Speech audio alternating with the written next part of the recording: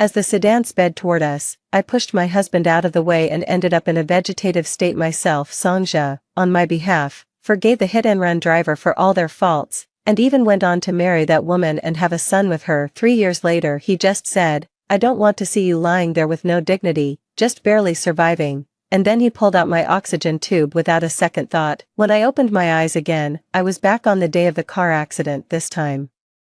I didn't rush over to save Sangja like I did in my past life. Instead, she watched indifferently as he was dragged under the wheels, witnessing him, a dancer, have both his legs crushed and become bedridden with paralysis. One after I died in my past life, Sangja wept bitterly before my tombstone. I thought he at least felt a tinge of guilt toward me. Unexpectedly, he said, "Thank you for my accident. It led me to the love of my life." I was so furious that I almost crawled out of my grave to slap him across the face. When I opened my eyes again, I heard Sangja urging me, "Cece, hurry up, we're going to be late for the movie." After a few seconds of my brain short-circuiting, I quickly realized, I had been reborn on the day of the car accident. At that moment, Sangja across from me faced the wind, his handsome almond-shaped eyes fixed on me with a faint smile curling at the corners of his lips. That loving gaze, "As if you adore me so much." But it wasn't until my accident in my past life that I realized just how cold-blooded he really was. Once I was no longer of use to him, he not only made excuses for the hit-and-run driver,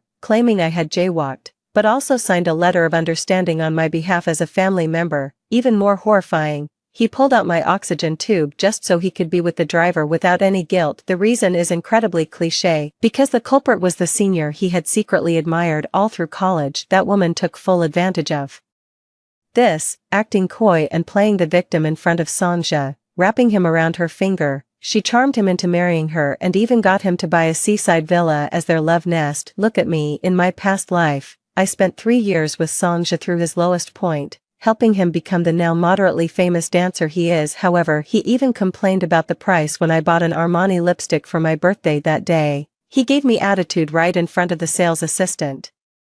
Muttering with self-righteousness, I married a wife to spoil her with spending money, not to let her spend it.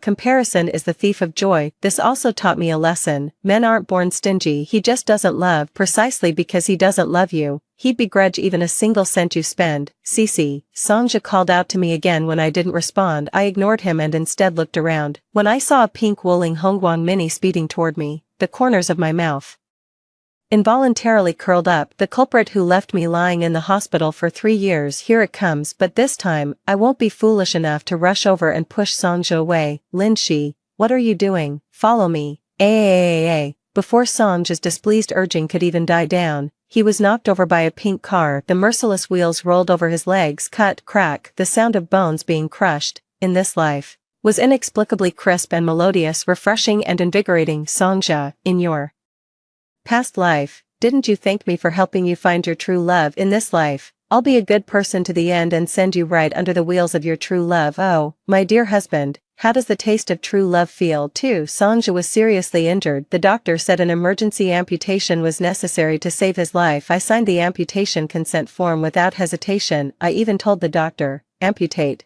Go ahead and amputate, from right below the thigh root, if that's not enough.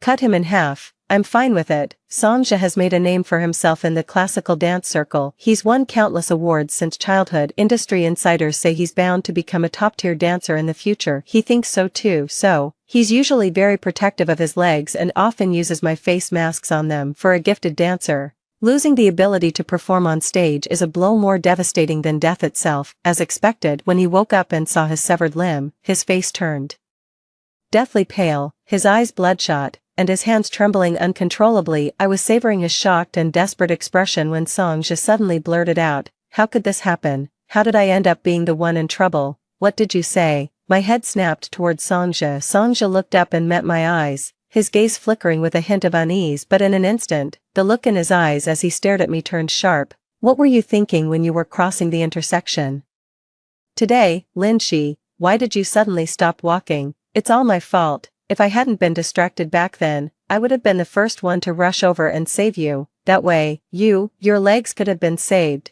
Instead of answering Sangja's question, I cradled his broken leg and put on a sorrowful look. As if I were consumed by guilt and remorse over his accusation, Songja immediately lost the desire to press further. He looked down at his leg and was once again overwhelmed by the grief of amputation. My legs, sob sob sob. Soon, a man in the hospital ward cried so bitterly that he nearly passed out, but he'll soon come around. It was just like back then, lying in a hospital bed, hearing with my own ears as he forgave the driver who caused the accident on my behalf, and even said he was going to marry that woman. All resentment and anger will fade with time. In the end, he was forced to accept the harsh reality. 3. After Songja broke his leg, he became much more irritable. He won't speak or eat, and if anything goes against his wishes, he smashes things. He refuses to see anyone but me. I have no choice but to take care of him myself. To show my thoughtfulness, I specially made his favorite braised pork today. Seeing the blister on my hand, Songja looked at me with deep emotion and asked, "Honey, does it hurt?" "It doesn't hurt, as long as my husband is willing to eat.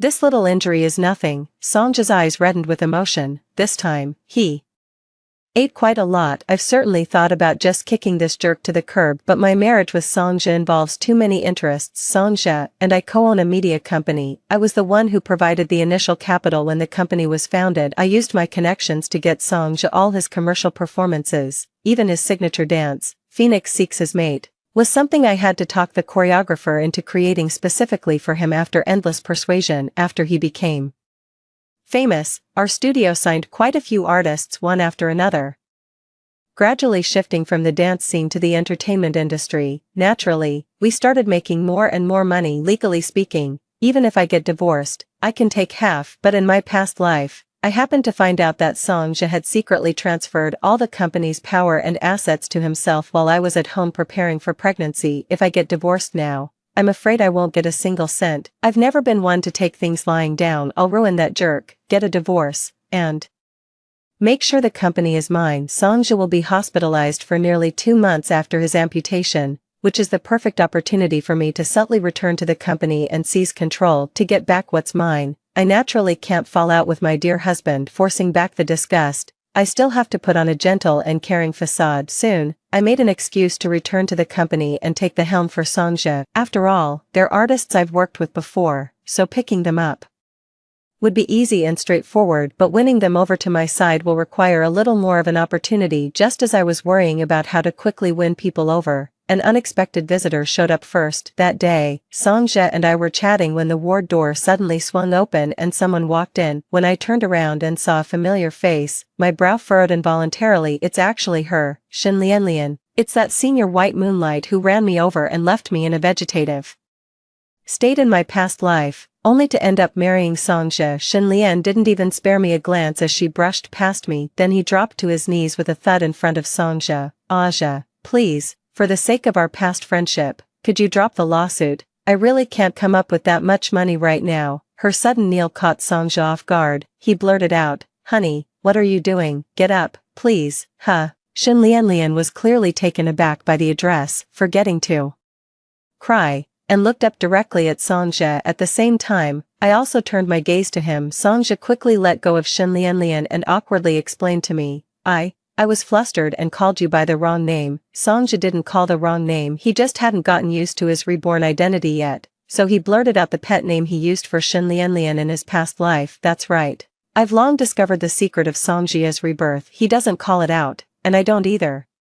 Revealing the secret of my rebirth would be detrimental to reclaiming my property, so I'm more than willing to play dumb and go along with Songja's act of a loving couple. "Asia," Shin Lian spoke again, "please, don't sue me. If this goes through legal proceedings, I'll never be able to take the civil service exam in my lifetime." Songja frowned and asked, "A lawsuit?" Shin Lian was sued, and I'm the one who made it happen. While Songja was being taken to the hospital, I immediately called the police and hired a lawyer to sue the driver responsible. It cannot be said that Shin Lian did not know who the plaintiff was when she received the lawyer's letter. She knows, but the one she knelt and begged was not me. But Songja, all I can say is that woman knows how to take shortcuts. She knew how Songja felt about her, so she understood that asking him for help was far easier than asking me. In her previous life, Shin Lian didn't want to pay nor go to jail, so she threw herself into Songja's arms and easily resolved the crisis. It seems this woman is trying to pull the same old trick again. For Aja, as long as you don't sue me, I'm willing to pay whatever compensation. Hearing this, I, who had been silent all along, finally spoke up. Since you put it that way, Miss Shen, this makes things easier. Let's discuss the compensation amount. Songja frowned, opening his mouth to speak up for his first love again. I ignored him, seeing that Songja couldn't gain the upper hand with me. Shen Lianlian finally whispered, How much is the compensation? Not much, just 800,000. That much. Shen Lianlian started crying again as she spoke. My mother and I have been living on our own all these years, and we don't have much savings. Could I maybe pay in installments? I'll deduct our living expenses and pay you 800 every month from now on. I laughed when I heard that. Miss Shen, do you even hear the nonsense coming out of your mouth? By that logic, you'd owe me 80 years back. Can you guarantee you'll live another 80 years? Who do you think you're fooling here? Either settle the full amount today, or get ready to be sued. Shen Lianlian met my eyes, a flicker of anger flashing through her tearful gaze. She must absolutely hate me, but she was smart enough not to argue with me. Instead, she suddenly swayed as if she were about to faint, putting on a pitiful act. Songja's heart ached at the sight. He immediately raised his voice and shouted at me, Why are you being so aggressive? Lianlian's family is already in a difficult situation, so it's understandable that she can't come up with the money right away. We're not exactly hurting for that 800,000 either. I've made up my mind. I'm not going to pursue this any further. I'll just drop the lawsuit. A flicker of light gleamed in Shen Lianlian's eyes upon hearing this. Did she think she could evade legal responsibility by hiding behind Songja? Go dream on. Shen Lianlian came from a single-parent family, raised by her disabled mother since childhood. Her first 20 years could be described as a life of poverty and hardship. After she latched onto Songja, she finally escaped her misery and settled into a life of luxury as a wealthy wife. Having tasted the sweetness of luxury, how could Shen Lianlian ever be willing to go back to her old hard life? She began to fear that I, lying in a vegetative state, might suddenly wake up and snatch Songja and his company away from her. Therefore, she decided to kill me. It was her whispers in his ear that made Songja resent me for lying in the hospital racking up bills, leading him to pull the plug on my oxygen tube. I've always been the type who won't bother others unless they bother me first, but if someone attacks me, I will strike back. In this life, I will make sure Shen Lianlian tastes the bitter fruit of her malicious intentions. I looked at Songja and flatly rejected his proposal. I'm the one pressing charges, so it's useless for you to say drop the case. Besides, her reckless driving caused my husband's leg to be crippled, and you want me to show her mercy? No way, Asia. Shen Lianlian sobbed even harder upon hearing this, looking at Songja. Get out. Just get out of here. Stop playing the victim here. If you want compensation, go through legal channels. I have nothing to discuss with you. This time I didn't give Songja a chance to speak, roughly shoving Shen Lianlian out the door. Linshi, what are you doing? Songja's heart ached as he instinctively moved to protect his first love. Too bad he has no legs. She could only sit on the bed, watching helplessly as I pushed Shen Lianlian out. 5. Linshi, how did you become so heartless? Closing the door, Songja looked at me with dissatisfaction. You weren't like this before. You're making me feel so unfamiliar. I really want to tell him off, but I took a deep breath, but still held it in. Is she, Shen Lianlian, the only one who knows how to cry? Me 2. I looked up, staring straight at Songja, my eyes brimming with tears as I accused him. Have I changed, or have you? Your legs are gone, and you were even on a hunger strike over it just a few days ago. How come the moment you see it's your senior, you forgive her right away? I don't think she's just your senior. Is she? Spill it. What's going on between you two? Seeing that I was suspicious of him, Songja didn't dare to utter a single word. Then his tone softened. Honey, I just think we're all friends here, and I don't want things to get too awkward. Is that so? Honey, you have to believe me. You're the only one in my heart. There's no other woman at all. A wise person knows how to read the situation and, more importantly, when to lie low and play small when at a disadvantage. Like Songja at this moment. The only reason he's buttering me up now is that he's afraid Shen Lianlian would look down on him for being disabled if he dumped me at this point. Then he'd end up losing the chicken while trying to steal the bait. If I hadn't been burned before, I'd probably still not realize that a man's kindness to you can be faked is nothing short of a golden rule. Luckily, fate gave me a second chance at life. I will never again be fooled by the sweet facade of a toxic man. I will make him pay. After Shen Lianlian left, a WeChat friend request suddenly popped up on Songja's phone. I don't even need to guess who it is. Shen Lianlian. This woman is indeed tenacious. When begging on her knees didn't work, she switched to secretly reaching out and Songja accepted the friend request without a second thought. The two of them then hit it off and chatted enthusiastically. I'll pretend I know nothing, all I care about is how to win the artist's loyalty. Songja's spirits lifted after getting involved with Shin Lianlian. But trouble's brewing at my company. The company's top young star has been hit by a scandal. Rumor has it that the celebrity is a pedophile with both photos and videos. The other side came in swinging with a vicious smear campaign, leaving Songja unable to clear his name no matter what he tried. The public backlash even grew so intense that it dragged other artists from the company into the crossfire, getting them criticized as well. For the sake of profit, Songja informed the PR department to prepare a public notice of contract termination with Jiang Shin. But I stopped it. Cece, do you have a way? Songja looked at me, dazed. I have no choice. I have to find a way to protect Jiang Shin. I clenched my fist, determination blazing in my eyes. Songja thought I was protecting his cash cow for him, and he was deeply moved, but he didn't know I've finally got a golden opportunity to win people over, and even if there's a mountain of knives and a sea of fire ahead, I can't let it slip away this time. I'm fighting for myself. 6. While I've been running myself ragged trying to clear Jiang Shin's name, bending over backward and pulling every string I could, Songja and Shin Lianlian's relationship has been speeding along pretty fast too. Under Shin Lianlian's daily love soup, the two of them were exchanging such steamy gazes it was almost tangible. I didn't interfere. Instead, I tried to create private space for them, letting their chemistry quickly heat up. After all, the plot development was entirely within my expectations. In fact, I think the development of their relationship might even become the most crucial factor. In my divorce with Songja 2 months later, the court ruled that Shin Lianlian bear the primary liability and compensate me with 800,000 yuan. If she insists on not paying compensation, I can apply for enforcement. That night, Songja's phone kept buzzing with incoming messages. He didn't reply, so the other party called him instead. Why aren't you answering? I put down my chopsticks and looked at him with a bewildered expression. Songja placed his phone face down on the table, brushing it off as a telemarketing call. Aja, Jiang Shin's child trafficking scandal has been completely cleared up today. We've agreed to celebrate together, so I'll probably be back very late tonight. You go to bed early on your own. When his phone vibrated again after a 5-minute silence, I stood up and left my seat. Songja's eyes instantly lit up, a spark so bright that even his best efforts couldn't suppress it. The moment I left the villa, he had the driver take him away too. Actually, I didn't need to guess. I already knew who he was in such a hurry to find. Shin Lianlian.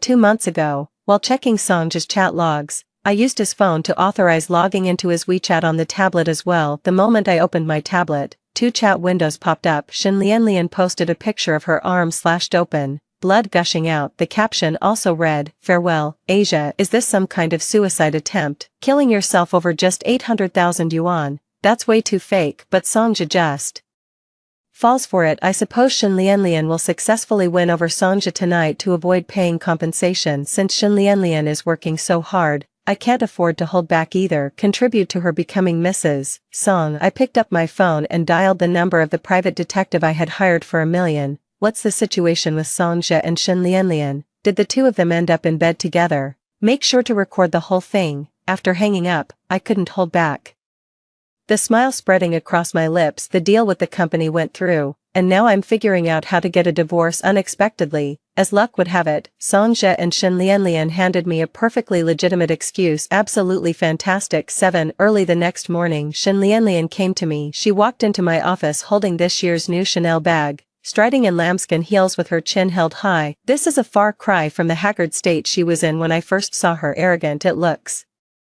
just like a proud white swan. 800,000, not a cent less. Shin Lian slammed the bank card onto my desk, a knowing smile curling at the corners of her mouth. I picked up the bank card on the table and looked at it, then raised my eyes to meet hers. One night, 80,000 in hand. Shin Lianlian, you've got yourself a nice little business here. What nonsense are you talking about? Shin Lianlian was still trying to play dumb with me. I raised my hand and slapped her so hard her face was swollen. Last night, how did my husband treat you? Handy enough for you, Lin Shi. If you keep talking nonsense, I'll sue you for defamation. Shin Lianlian covered her face with an awkward expression, but still met my gaze defiantly. Some people just won't learn until it's too late. I slammed my lit phone screen down in front of her. As she looked down, she could see the trending topic at the top. Classical dance star Sonja suspected of cheating on his wife with a homewrecker, with a photo below showing Sonja emotionally cupping her face and kissing her, and what's more, I've got photos of them just dying to jump into bed together. The private detective really delivered. Every single photo is in high definition. Shen Lianlian's lewd expression was clearly visible once again. It's proven that the risk of not drawing the curtains during a secret rendezvous is way too high. It might just end up on the trending list for the whole internet to watch. This, Shen Lianlian stared blankly at the screen, frozen in place, unable to process the fact that she had gone viral on social media in a disheveled state. At that moment, a person with a panicked expression hurriedly wheeled a wheelchair in through the door. It's Sonja. He walked in, glanced at Shen Lianlian covering her face, ignored her, and hurried over to me, grabbing my arm to explain anxiously, Cece, the trending topic is someone deliberately setting me up. Lianlian and I are innocent. These photos were all taken from misleading angles. I gave Sonja a cold, hard stare, once again disgusted by this man. At this point, Sonja is still trying to talk his way out of it. What a pity, he doesn't know I had someone take the photo for me. I was the one who deliberately tipped off the paparazzi about his secret rendezvous with Shen Lianlian. Cece, using a body double, I raised my hand and slapped Sonja across the face. Sonja fell to the ground, the wheelchair crashing onto his leg, causing him to wince in pain. I've been wanting to slap that jerk for ages. Finally landed it today. Gotta say, it feels amazing. Asia. Shen Lianlian hurried over to help him up, shooting me a vicious glare. Lin Shi, are you crazy? You're attacking us over some baseless trending topic. Watch the video and see for yourselves whether it's baseless or not before you try to deny it. I reached out and pressed the play button on my laptop. Soon, a video began playing on the projector across the room. In the video, Shen Lianlian and Sonja were kissing passionately in the room, already eagerly starting to take off each other's clothes while still in the wheelchair. Seeing this, Sonja and Shen Lianlian's faces turned pale. Stop it, turn it off. Shen Lianlian frantically covered her bare body with her hands. Sonja, do you have anything else to say? I looked coldly at Sonja. You don't love her anyway, since she already knows. Why not just come clean? Sonja hadn't even figured out what to say, yet Shen Lianlian, standing beside him, dropped all pretense. Sonja grabbed her, trying to make her shut up, but Shen Lianlian was completely unwilling to listen. She can't wait to get back at her for that slap just now. Last night, I was indeed with a Lin Shi, know your place, just get a divorce quickly, and I'll give you 800,000 as severance, otherwise, you won't get a single cent. 9. A petty man thrives on a little power. These 4 words fit Lin Lianlian perfectly. She probably thinks she won. I looked down at Sonja, who had resumed his seat in the wheelchair. What do you have to say for yourself, Lin Shi? I've already let you down, and I can't let Lianlian down too. Let's get a divorce. At this point, Sonja stopped pretending. I staggered back 2 steps, tears streaming uncontrollably, putting on a look of utter devastation. The office door was left open, and the entire scene was witnessed by everyone in the company. Sonja has firmly earned the title of a scumbag. Instantly, the group of performers outside the door looked at Sonja and Shen Lianlian with a changed expression, tinged with a hint of disdain. That's exactly the effect I wanted. Sonja lost both his legs in a car accident, making him seem vulnerable in the eyes of others. If I had filed for divorce back then, people would have called me heartless, saying I rushed to leave my husband the moment he ran into trouble, just to wash my hands of everything. But now, Sonja recovered under my care, but then he cheated on me. See, public opinion is quite different now. I immediately became the one being pitted to play up my image as the victim. I wiped away a tear and rasped, fine, have the lawyer send the divorce papers to my office. Now get out of my sight, immediately. Since you 2 are divorced, you shouldn't stay in the company anymore. I don't want my husband's ex-wife wandering around here. It makes me uncomfortable, Shen Lianlian said, tugging at Sonja's hand and acting coy. Asia, you promised you'd make me feel at ease, didn't you? I stared at Sonja. Sonja dared not look at me, turning his face away, but his tone was firm. Lin Shi, you don't need to come to the company anymore. I'm not surprised that Sonja would say that. Even hearing it with my own ears, my heart still clenches tightly. Heartless, just like a jerk. I gave a cold sneer. Are you kicking me out of the company for Lin Lianlian? Sonja kept completely silent, but silence says it all. Shen Lianlian grew even smugger, a grin spreading from ear to ear. She shot me a defiant smile, as if to say, Lin Shi, back then when I begged on my knees for you to let me go, you wouldn't listen. Now,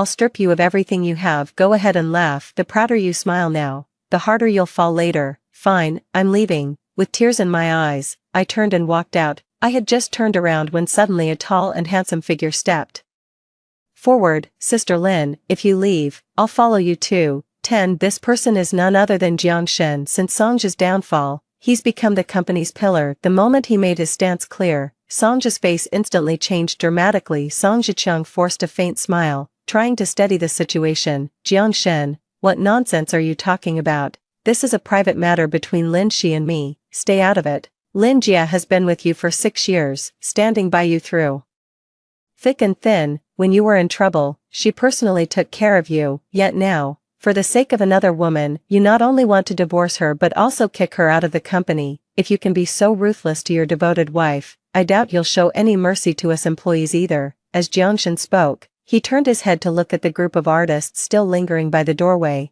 When my child exploitation scandal broke a while back, Songjia realized he couldn't spin it, so he immediately cut ties and dropped me. That just shows how cold and ruthless he is when profit comes first. Even I, as a founding member of the company, am being treated like this. You lot better think twice. As Jiangshan said this, several colleagues in the company who usually had complaints about Songjia quickly switched sides. "Zhou, the company's second leading actor, I'm going with Sister Lin," the third little flower said. "I'll go with Sister Lin too." A few other artists close to me have also made it clear they'll follow my lead. Suddenly, most of the artists who were bringing in money for the company were about to jump ship, and Songjia's face went pale in an instant. He's freaking out, cold sweat streaming down. I gave Songjia an icy look and let out a quiet snort. "Songjia, what do you think I've been doing back at the company these past 2 months? I'm here to win people over. This is the day I've been waiting for." 11. Go ahead and leave. Don't try to scare us with that. Do you really think the company will fall apart without you? You're all getting old anyway, so it's perfect timing. We can bring in some fresh, young, and attractive blood. Shen Lianlian, still clueless about what this really meant, defiantly challenged us. Songjia shot her a fierce glare. "Shut your mouth, Asia." This time, Songjia showed no mercy. Seeing his grim expression, Shen Lianlian had no choice but to shut up. Songjia took a deep breath, then turned his head to look at Jiang Shen and the others. "Lianlian may have put it harshly, but she's not entirely wrong. You need to think this through carefully. Also, have you considered how much the termination fee would be if you just leave the company like this? Can you afford it?" Songjia said this with a smile, but it was a veiled form of pressure. For a moment, the office fell silent. A faint, almost imperceptible smile tugged at the corner of Songjia's mouth. "I'll cover the cancellation fee." Before that smug expression could even spread across his face, I froze it in place. Hearing me say this, all the artists erupted. Songjia clenched his hand tightly this time. He couldn't even force a smile, but he still put on a show of concern for me, saying, "Lin Shi, think it over. The termination fees for these people are no small amount. You should worry about yourself instead of me. How much longer can your company hold on?" With that, I led the star performers away. 12. The divorce case between Songjia and me involved too many interests, so it ultimately went through the judicial process. Since he was the one at fault for cheating, I demanded emotional damages. Not only that, additionally, I demanded the recovery of the 800,000 that Songjia gave to Shen Lianlian, on the grounds that it was community property. In the end, I not only got back the shares I was entitled to, but Shen Lianlian also transferred another 800,000 yuan to me. "Just got my divorce certificate," so I updated a Weibo post. New life. The attached image is the divorce certificate of Songjia and me. I didn't breathe a word about the mess between Songjia and Shen Lianlian, but the paparazzi outed everything for me, their affair and how they kicked me out of the company. Songjia and Shen Lianlian were dragged online and trended for 3 days straight. Songjia's media company took a hit too, with its stock plunging and billions evaporating overnight due to the scandal. That night, Songjia called me. When the phone rang for the 10th time,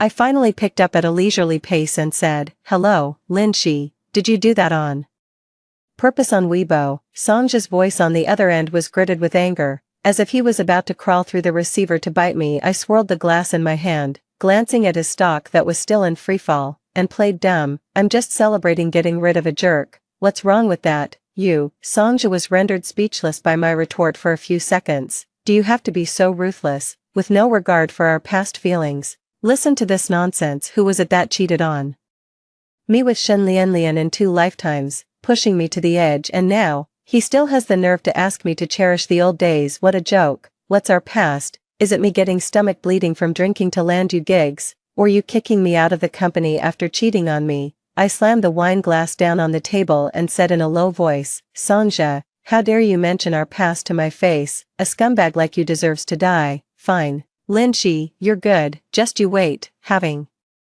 burned all bridges, Sangja angrily threw out a threat and hung up the phone. Linshi, just you wait. I'll make your life a living hell. Great, I lost it. I almost crawled through the phone to slap that jerk twice across the face. 13. A few days later I have negotiated a business partnership for Jiangshen, and I'm going to sign the contract today, but just as I arrived at the client company's doorstep, they suddenly changed their tune. Hey Lin, sorry about this, but we've already signed the ad with someone else. What do you mean by this? Weren't you the one saying yesterday that you wanted to sign me? Jiangshen, with his fiery temper, asked directly in displeasure. I patted him on the shoulder, telling him not to act impulsively, though last-minute changes are infuriating. You can't afford to offend capital. Well, I took your commercial gig. Just as the staff member was about to explain, Sangja was pushed over by Shin Lianlian. Xinjiang, this is the new company you picked. Their business skills are pathetic. They managed to let a sure thing slip right through their fingers. Shin Lianlian looked at me, her eyes filled with mockery and sarcasm. Shameless. Jiangshen clenched his fists in fury. I squeezed Jiangshen's arm, signaling him to hold back. Who's to blame? Blame Linshi. She made Lianlian and me the target of gossip and scorn. Stealing one of your commercial gigs is just a small lesson for you.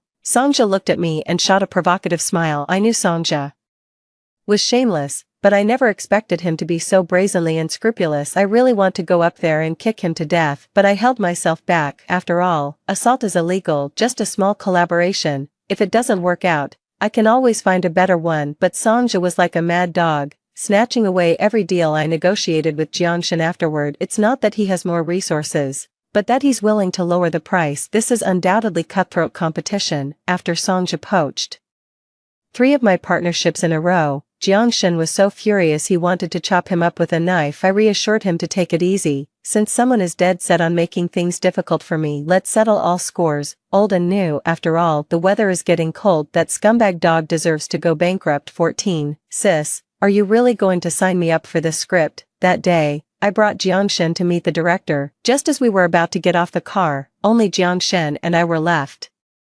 inside, after struggling with it the whole ride.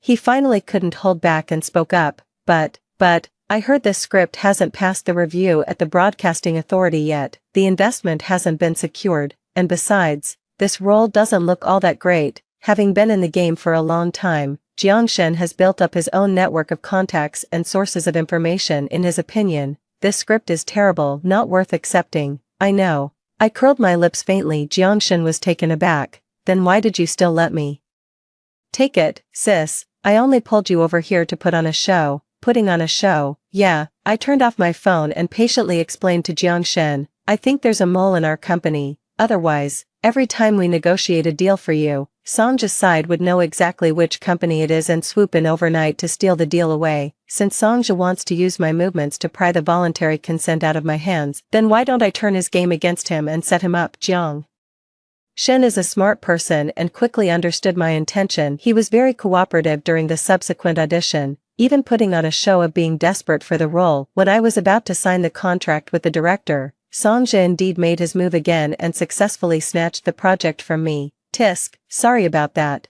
but the deal you negotiated has fallen into my hands. On the day of signing, he came to show off in front of me with the contract in hand, looking utterly insufferable. Linshi, I heard your company hasn't landed a single deal recently. This was your most promising project, TSK, and now it's gone. Looks like you'll be eating wind for the rest of the year. Huh, that's right, that's right. Shen Lianlian chimed in as well, grinning with extreme smugness. I clenched my fists and said nothing. Sangja grew even more smug. Linshi, I don't really need this deal anyway. Here's the thing. Considering how you worked your fingers to the bone for me over the years building up this company, I'll do you a favor. If you're willing to kneel to me, I'll let you have this contract. How about that? Shen Lianlian poured fuel on the fire. Ha ha ha. Linshi, don't be shy. Dropping to your knees for a deal. It's a good bargain. Don't push your luck. Instead of getting angry, I reminded them with a smile, but Songja took my kindness for granted and even mocked me for being all talk and no action. Well,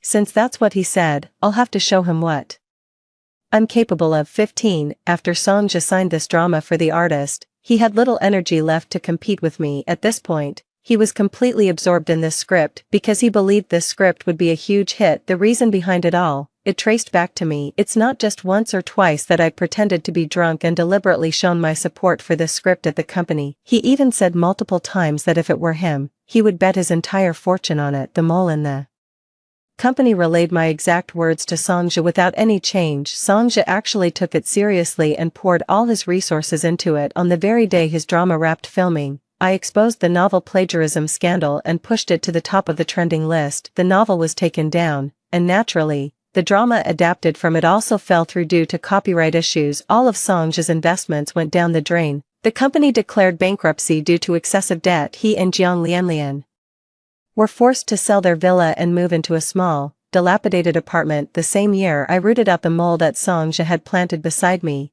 and then secured a dual-lead TV drama for Jiang Shen. Songja mocked me back then, saying my connections had dried up, and now I could only get web series roles for my artists. Yet this web series became a massive hit the moment it aired. Jiang Shen skyrocketed from a third-tier celebrity to a top trending idol. Since Jiang Shen became a huge hit, whenever he lands a role, I always package some of the company's actors into the production. Even though it's a package deal, our company's actors all deliver solid performances, and the director is more than happy with it. Gradually, all the artists under my management were making a big splash in the entertainment industry. They landed quite a few collaborations, and I made a fortune from it. At the year-end celebration party, I booked a venue to celebrate with them unexpectedly. As soon as I arrived at the club, I saw Shen Lianlian sitting on the lap of a man old enough to be her grandfather. Her jade-like hands caressed the old man's neck, and her red lips pressed against his in a kiss. 16. Wasn't she with Songja? Who's this now? Jiang Shen saw that the person beside Shen Lianlian had changed and couldn't help but feel curious. I haven't been paying much attention to Songja and Shen Lianlian lately, but I did listen to some of them. After going bankrupt, Songja still wanted to turn things around, so he borrowed a lot of money from loan sharks to start a company, but in the end, all their investments failed, leaving them even worse off. Shen Lianlian, seeing that he was finished, latched onto someone else, that is, the director Wang. In front of me, I heard that the affair between Shen Lianlian and director Wang is an open secret. Songja, is this your true love? But true love, ha ha. I was about to leave when I saw Songja charging over in his wheelchair and slapping Shen Lianlian right across the face. Bitch, how dare you hit me? Shen Lianlian, after being hit, viciously kicked Songja's wheelchair. Songja crashed to the ground with a clatter. You bitch, you, ah. As he pressed his palms to the ground trying to stand up, a pair of high heels stomped heavily on his hand bones, making his veins bulge with pain as he howled. If you dare touch me again, I'll cripple your hand too, Shen Lianlian said. Increasing the force of her foot, Songja was in such pain that his shirt was soaked through, and he collapsed to the ground. He looked at Shen Lianlian, who was so cruel, and said as if deeply hurt, I got a divorce for you. How could you treat me like this? I didn't ask you to get a divorce, you did it of your own free will. Shen Lianlian rolled her eyes. You. Songja tried to get up again, but Shen Lianlian kicked him away. His head slammed into the table, blood gushing out, causing quite a commotion. Songja was seriously injured and fainted on the spot. Shen Lianlian didn't even spare a glance, and even wiped her hand with disgust where he had touched it, before linking arms with the old man and heading to the hotel across the street. 17. The club manager, worried about trouble, called 120 for Songja. Songja was taken away, and the farce came to an end. Serves him right. Jiang Shen, being blunt and outspoken, was practically clapping in celebration. He had such a good woman like Sister Lin, but instead he chose Shen Lianlian, that fake White Lotus. He brought this all on himself.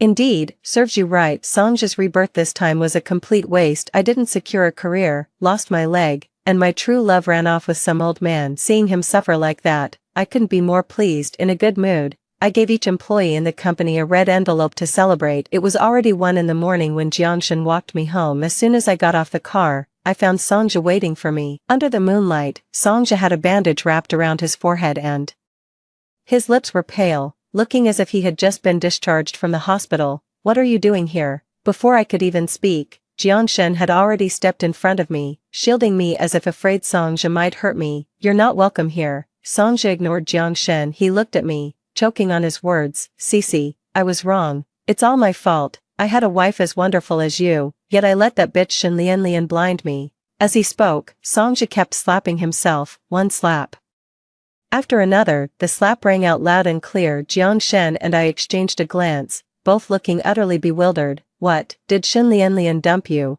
and now you suddenly remember Sister Lin's good side?" Jiangshen's face darkened instantly as he pulled me into his arms, as if afraid I'd be fooled again by the scumbag's sweet talk. "Get rid of those improper thoughts. Keep your hands off Sister Lin." Songja still ignored Jiangshen. Stubbornly fixing his gaze on me, I patted Jiangshen on the shoulder and said, "Let me talk to him." "Fine." Jiangshen frowned at me, but eventually stepped aside. "Cece, I knew you still love me, right?" Songja's eyes lit up at the sight, and he took my hand with pure joy. I pulled my hand away from his with a cold face. Songja was taken aback. "Cece, don't you dare say my name. You're not worthy." I shot Songja a cold glare, my voice turning icy with every word. "Cece, I know you hate me for cheating with Shen Lianlian, but there's a reason." Songja reached out to grab my hand but was stopped by my cold stare and withdrew it. Because in our past life, you were in a coma for 3 years after a car accident, and during those 3 dark years, Shen Lianlian was the one who stayed by my side. I never expected that someone who was so deeply in love with me in a past life would be so cold-hearted in this one, and I actually thought to protect her out of that lingering marital bond from a past life. The angrier Songja spoke, the more rage burned in his eyes. I just gave him a cold, indifferent look. "Cece, I know you'll think I'm lying when I tell you this, but I believe you. You believe I've been reborn." Songja looked at me, somewhat stunned. "Exactly." I gave him a half-smile. "Because you're not the only one who's been reborn." In that instant, Songja's pupils dilated in shock. I stood in the moonlight, watching his face turn deathly pale with not a trace of color left. "Songja, the Lin. She who loved you was killed by you in the last life the moment you signed the letter of understanding for me. I can't be bothered to pretend anymore." I just wanted to drive a dagger into Songja's heart. That scumbag. "Songja, you're pretty pathetic too, choosing Shen Lianlian in 2 lifetimes, but ending up badly both times, and even the son isn't yours. Perhaps this is your karma." Songja was startled, jerking his head to look at me. What did you say?" The son isn't mine." In my past life, even though I was in a vegetative state, I could hear everything happening around me. Shen Lianlian said it herself. "The son isn't yours, he's hers and her ex-boyfriend's." The more the child grew, the less he looked like you. Fearing you'd find out, she conspired with her ex-boyfriend, who's a doctor, to drug you and make you drown. After I finished speaking, Songja stood frozen in place. Is he stunned by the truth? Just as I was about to step forward to check on him, Songja suddenly burst into manic laughter. "Ha ha ha, ha ha ha, no wonder I felt dizzy the day of the accident. Shen Lianlian, you bitch, you bitch." 18. The next day, when I woke up from my hangover, Songja was nowhere to be seen outside the door. "What, still thinking about that scumbag ex-husband of yours?" Jiangshen pouted, shoving the hangover soup into my hands with obvious displeasure. I chuckled. "Jealous, exactly." Jiangshen suddenly hugged me, his big dark eyes looking at me with pitiful grievance. "From now on, your eyes and heart can only have me. Stop messing around, you're too young." I gently pushed Jiangshen aside and walked toward the bathroom. "In this life, I'm not really interested in men, I'd rather focus on making money." After that, I threw myself entirely into making money. As for Songja, I never saw him again. 2 months later, a woman's body was discovered by someone fishing. It has been confirmed that this person is Shen Lianlian. When discovered, Shen Lianlian's face had already turned white from soaking. Her once beautiful face was slashed beyond recognition, her tongue had been cut out, and it was said that her lower body had been burned with a branding iron. Her death was truly gruesome. Soon after, Songja was apprehended and brought to justice. She deserves to die. She deserves to die. She made me lose the one who loved me most. She took my legs, left me with nothing. She deserves to die. She deserves to die. Ha ha ha. On the day Songja was taken away, he was still laughing into the camera. He looked completely insane. Watching this scene, I couldn't help but sigh. Having lived 2 lifetimes, Songja finally understood who truly loved him. It's really a bit late, but none of that concerns me anymore. I glanced at the sunflowers outside the window, and I just knew that my days would only get better from now on. Story 2. Lin Wan, you've got to talk some sense into Kuer. She's saying she wants to change her college application choices. My aunt's anxious voice echoed through the living room. I sat on the sofa, holding that familiar college preference confirmation form in my hands. June 25, 2006, the third day after Gaokao scores were released. I had traveled 18 years back in time, to the summer that would alter all our destinies. Sukur, wearing a low-cut tank top with bleached blonde hair, was touching up her makeup in front of the mirror. Her college application form lay spread out on the coffee table, clearly stating, First choice, Computer Science Department, University of Science and Technology Beijing. This was Xin Yuan's dream school. I was Reborn, my childhood sweetheart, the boy who'd protected me since we were kids. This was his dream university and major. On this same day in my past life, I had desperately tried to stop Sukur, only to be slapped to the ground by my uncle who accused me of being jealous of my cousin. In the end, Sukur successfully tampered with Xin Yuan's college application choices behind his back, while Xin Yuan missed the final deadline for making changes due to an unforeseen incident at the internet cafe. He ended up at a vocational college, while Sukur went to Beijing. From then on, they were worlds apart, their paths never crossing again. Cousin, do you think I filled this out correctly? Sukur blinked, putting on an innocent and naive act. She knew I was aware this was Xin Yuan's dream school. She also knew I had feelings for Xin Yuan, yet she deliberately snatched his future right before my eyes, bold as brass. In my past life, I begged her through tears, saying Xin Yuan had worked 3 years for this aspiration, pleading with her not to do this, but it was no use. My aunt and uncle said that since Kur usually had poor grades and was finally making an effort to improve, I shouldn't be selfish as her older cousin. Xin Yuan's mother said that since he had good grades and could get into any school he applied to anyway, he should give the opportunity to Kur. Everyone was on Sukur's side. Everyone thinks I'm stingy. Cousin, why aren't you saying anything? Sukur nudged my leg with her foot. You're not actually against it, are you? I looked at her smug face and suddenly laughed. Why would I be against it? Sukur was taken aback, clearly not expecting that kind of reaction from me. My aunt was also surprised. Wan, you're really okay with this? Of course. I slid the application form back to Sukur. This is Kur's decision. Who am I to object? Sukur eyed me suspiciously, sensing that something was off, but she couldn't figure out what was wrong. After all, in my past life, I was truly naive and innocent, always putting others first and never knowing how to protect myself. It's settled then, Aunt declared decisively. Kur, hurry to the internet cafe to find Xin Yuan and have him teach you how to submit your college preferences online. Sukur excitedly grabbed the preference form and was about to dash out. Wait, I called out to her. Remember to submit it before 5 p.m. today. You won't be able to make changes after the deadline. Got it, cousin?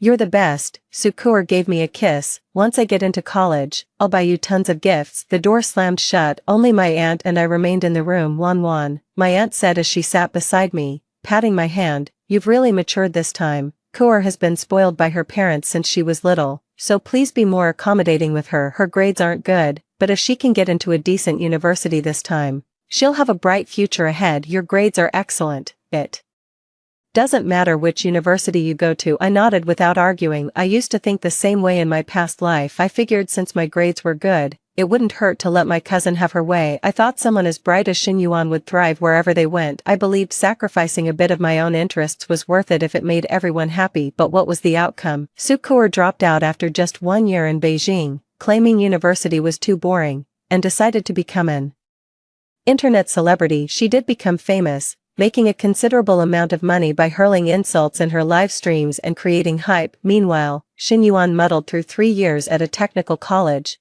then landed a job as a programmer at a small company, earning a meager salary with no further chance to pursue his dreams. The most crucial part is that Sukur never took this matter seriously. She even said to Xin Yuan's face after drinking one time, "You're no genius anyway. What difference does it make which school you go to? You might as well just give the opportunity to me." I'll never forget the look on Xin Yuan's face at that moment, disappointment, anger, and profound despair. When he looked at me, his eyes were filled with accusation. Why didn't you stop her? I wanted to explain, to say I was deceived too, to say I also deeply regret it, but it was too late. Some wounds, once inflicted, can never be undone. Wan, what's on your mind? My aunt's voice snapped me back to reality. I shook my head. Nothing much. I'm going to my room to rest for a bit. Back in my room, I lay on the bed staring at the ceiling. It took me 18 years to finally understand one truth. There's nothing wrong with kindness, but foolish kindness makes you an accomplice. I won't stop Sukur,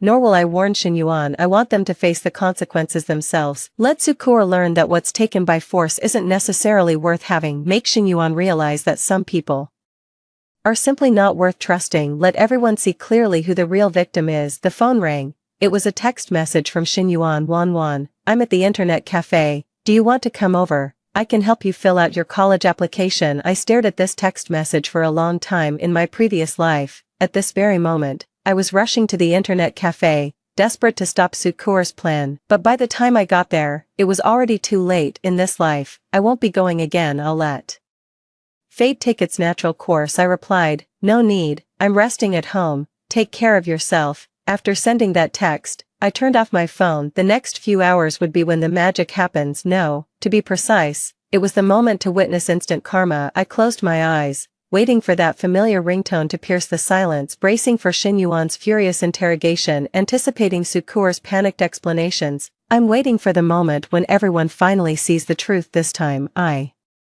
won't be the nice guy who cleans up everyone else's mess. This time, I'm just going to stand back and watch it all unfold. After 18 years of pent-up frustration and anger, it all ends today. At 3 in the afternoon, I was reading in my room when my uncle's furious roar came from the living room. Sukur, you little brat, get back here right now. I set down my book and listened carefully. Dad, what's all the yelling about? Sukur's voice sounded thoroughly annoyed. Were you causing trouble at the internet cafe again? Xinyuan's mom just called and said you smashed his computer that afternoon. In her past life, Sukur deliberately caused a scene at the internet cafe to stop Xinyuan from modifying his college application choices, seizing the chance to break his computer. In his rush to get the computer fixed, Xinyuan missed the 5 p.m. deadline. By the time he realized what had happened, it was too late to make any changes to his applications. I didn't smash his computer, it was an accident. Sukur protested defensively. An accident? Xinyuan said you deliberately poured water on the CPU and kicked the monitor. I only did that because… Sukur's voice began to falter. Because what? Her uncle's voice grew colder. Tell me the truth. Did you do it on purpose? The living room fell silent for a few seconds. Then came the sound of Sukur's tearful voice.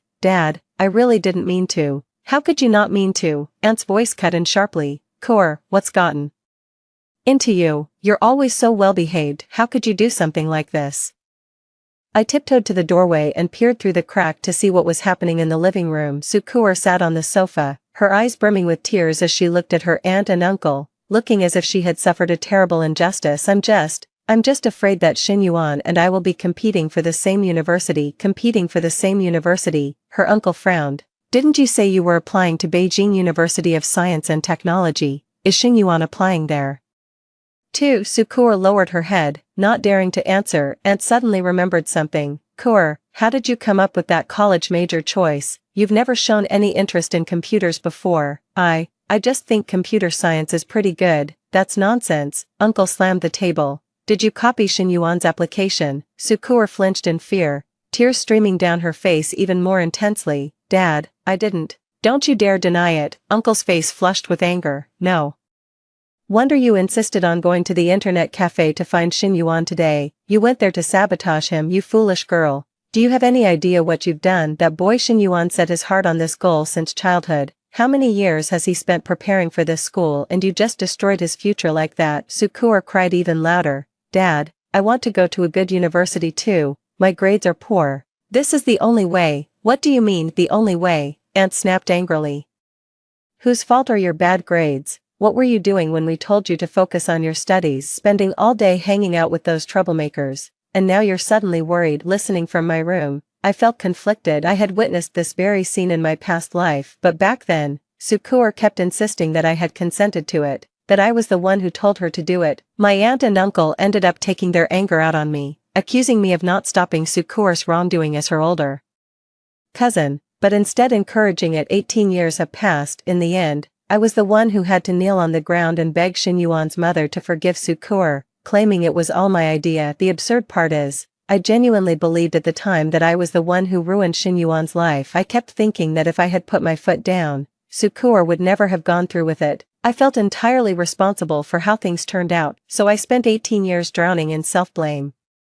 18 years trying to make amends this time around. I won't make the same mistake again, but now I realize it was never my fault to begin with. Sukur chose this path herself. She made the conscious decision to destroy others' futures for her own gain. I was just a pawn in her game. Mom, Dad, please stop scolding me, Sukur sobbed. I know I was wrong. I'll go apologize to Brother Xinyuan right now. What good is an apology? Her uncle sneered. You broke his computer, and now he can't even change his college application choices. Do you think a simple sorry will fix anything? Then I'll pay for his computer. Pay for it? With what? Her aunt trembled with anger. Do you have any idea how much that computer costs? Besides, a computer can keep him company. But who's going to safeguard Xinyuan's future? Sukur was left speechless and could only sob uncontrollably. I watched coldly from my room, feeling not an ounce of sympathy. In her past life, Sukur was the same, every time she caused trouble, she'd play the victim to gain sympathy. The adults took pity on her youth and ignorance, so they forgave all her mistakes. But she's already 18 years old, a full-grown adult. Adults must take responsibility for their own actions. This time, I won't be speaking up for her. I'm done being the sucker who cleans up her messes. The doorbell rang. Xinyuan and his mother had arrived. Through the window,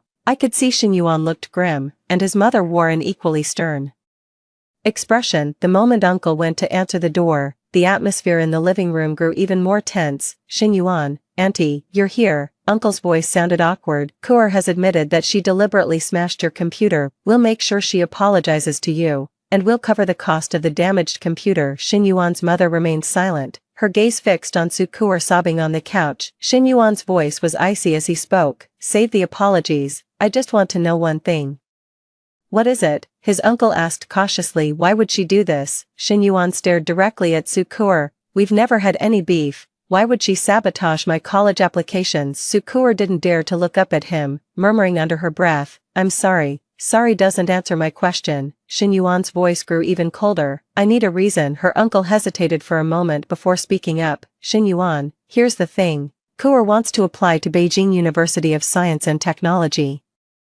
But she was worried about competing with you, so she deliberately smashed my computer to keep me from modifying my application. Xinyuan cut him off. Is this her brilliant solution? The living room fell into a deathly silence. Everyone could hear the fury in Xinyuan's voice. Xinyuan, his aunt started to say something. Auntie, there's no need to say more. Xinyuan's mother finally spoke up. I've seen enough to understand. Kur has been spoiled since childhood, never thinking about the consequences of her actions. Our Xinyuan spent 3 years preparing for this college application, and now it's all ruined by her reckless behavior. Do you really think a simple apology is enough to make up for this outcome? Uncle's face flushed bright red. We truly had no idea Kur would do something like this. We'll make sure to teach her a proper lesson. Teach her? Xinyuan sneered. She's already 18, what more is there to teach? With that, he turned to leave. Xinyuan, wait, Sue. Kur suddenly stood up and rushed in front of him. I can give up my college application spot for you. Xinyuan halted and turned to look at her. Your college application choices, he said with a sneer, weren't they just copied from mine? I can fill them out again. Sukur said urgently. Don't bother. Xinyuan shook his head. I don't want anything that's been tainted by someone like you. With that, he walked away without a backward glance. His mother gave Sukur a long, meaningful look.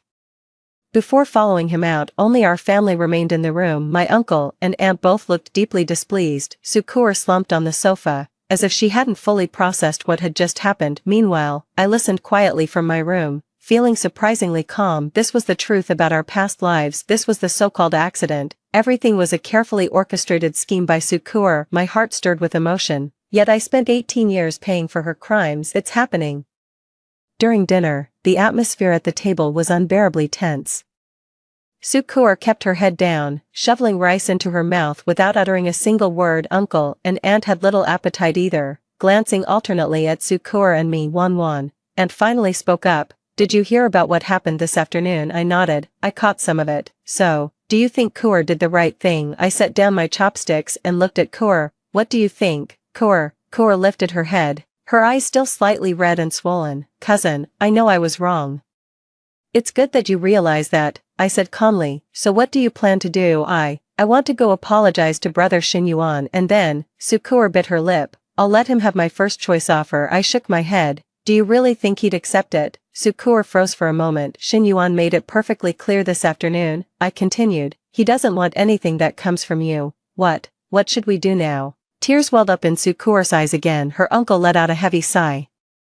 We've spoiled you too much, and that's how you developed such a selfish character. Now look what's happened. You've not only harmed Shin Yuan, but you've ruined yourself as well. Dad, I didn't mean to, Sukur said in a hurt voice. Not on purpose, my aunt sneered. Smashing the computer wasn't on purpose. Copying someone else's college application wasn't on purpose. Kur, you're already 18, stop using your youth as an excuse. Sukur was left speechless by the remarks and could only continue crying. As I watched her, I felt completely unmoved. In my past life, I was desperately trying to find a way to help her solve the problem. At this very moment, I contacted Shin Yuan's classmates, hoping to borrow their accounts to help him resubmit his college application choices. I rushed to the school to beg the teachers for some flexibility and an extension of the deadline. I was even prepared to swap my own application choices with Shin Yuan's, letting him apply to the university.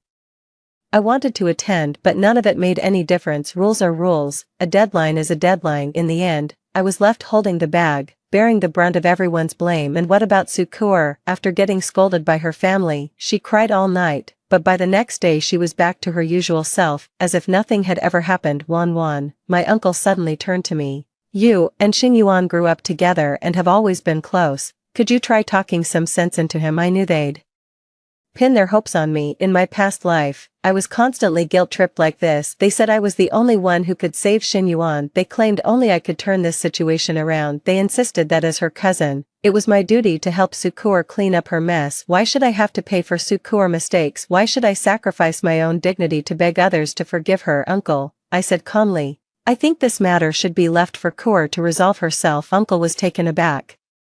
You mean, what I'm saying is, she made a mistake and should face the consequences herself. I won't beg Shin Yuan to forgive her, nor will I help her find ways to fix this. This is a necessary lesson she has to learn while growing up. Sukur stared at me in disbelief. Cousin, you're not going to help me. Why should I help you? I retorted. Because we're cousins. Sukur's voice trailed off. Cousins should help each other, but that doesn't mean the older cousin has to take responsibility for the younger one's mistakes. Besides, have you ever considered Shin Yuan's feelings? He's worked toward this dream for years, and you destroyed it all with one selfish act. Don't you think you should pay for what you've done? Sukur flushed crimson, unable to utter a single word in retort. My uncle and aunt exchanged stunned looks, clearly not expecting me to take this stance. What's wrong with you today, Wan? Auntie asked cautiously. You're usually the one who dotes on Kur the most. Caring for her doesn't mean I should indulge her, I said, standing up. If you truly love someone, you need to teach them to take responsibility for their actions, not have someone clean up their mess every time they cause trouble. With that, I returned to my room. Lying in bed,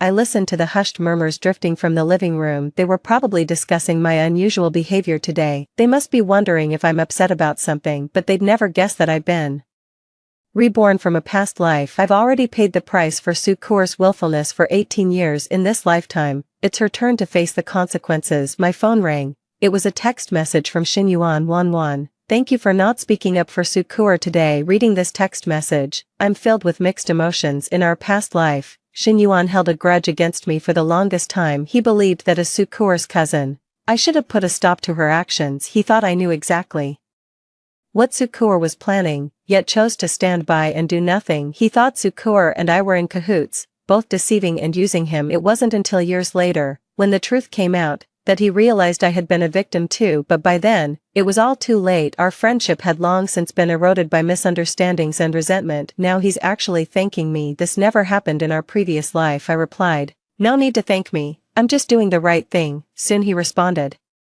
Again, I'd like to talk with you tomorrow, if that's alright. After a moment's thought, I replied, sure. Putting down my phone, I closed my eyes. Tomorrow marks a fresh start. This time, I won't let anyone take advantage of my kindness anymore. This time, I'm going to protect myself, and also protect those who truly deserve protection. As for Sukur, let her face the consequences she deserves. The next morning, right after breakfast, I heard a heated argument coming from the living room. What did you say? My aunt's voice was shrill and piercing. I stepped out of the room and saw Sukur holding her phone, her face as pale as a sheet. What's wrong? I asked. Her uncle took the phone from Sukur, glanced at it, and his face instantly turned ashen. Kur, you'd better tell me the truth. What exactly is going on here? I leaned in to glance at the phone screen and froze in disbelief. It was the college application system page, displaying a glaring red error message: application submission failed. The selected program's required score exceeds your exam results.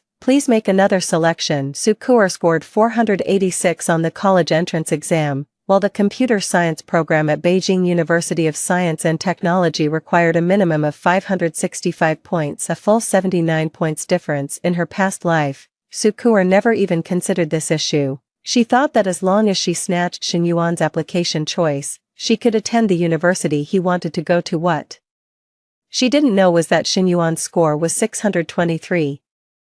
While her own score didn't even meet the institution's admission threshold. I didn't know it would be like this, Sukur stammered. You don't know? Her uncle was trembling with rage. You don't know your own exam scores. You don't know the school's admission requirements, so you just filled out your college applications this recklessly. Sukur began crying pitifully. I thought if I just copied Shin Yuan's application choices, I could get into the same schools he wanted. You thought. Her aunt was equally furious. What on earth were you thinking? Shin Yuan's grades are so stellar. Of course he'd get into a top school with grades as poor as yours. What makes you think you can go too? I stood by, watching this farce unfold with cold detachment. I'd lived through this exact scene in my past life. Back then, I actually felt sorry for Sukur's ignorance and was trying to help her make up for it. Looking back now, ignorant, far from it, she was just too full of herself. She thought she could claim others' success as her own simply by destroying their opportunities. She thought snagging a good college application form would change her destiny, but life isn't a fairy tale. What's grabbed in haste may not be the right fit. What do we do now? Her aunt asked anxiously. Can we still change the applications? Her uncle checked the time. Today's the deadline. It closes at 5 p.m. There's still time to resubmit. Hurry up and change it, urged the aunt. Change it to what?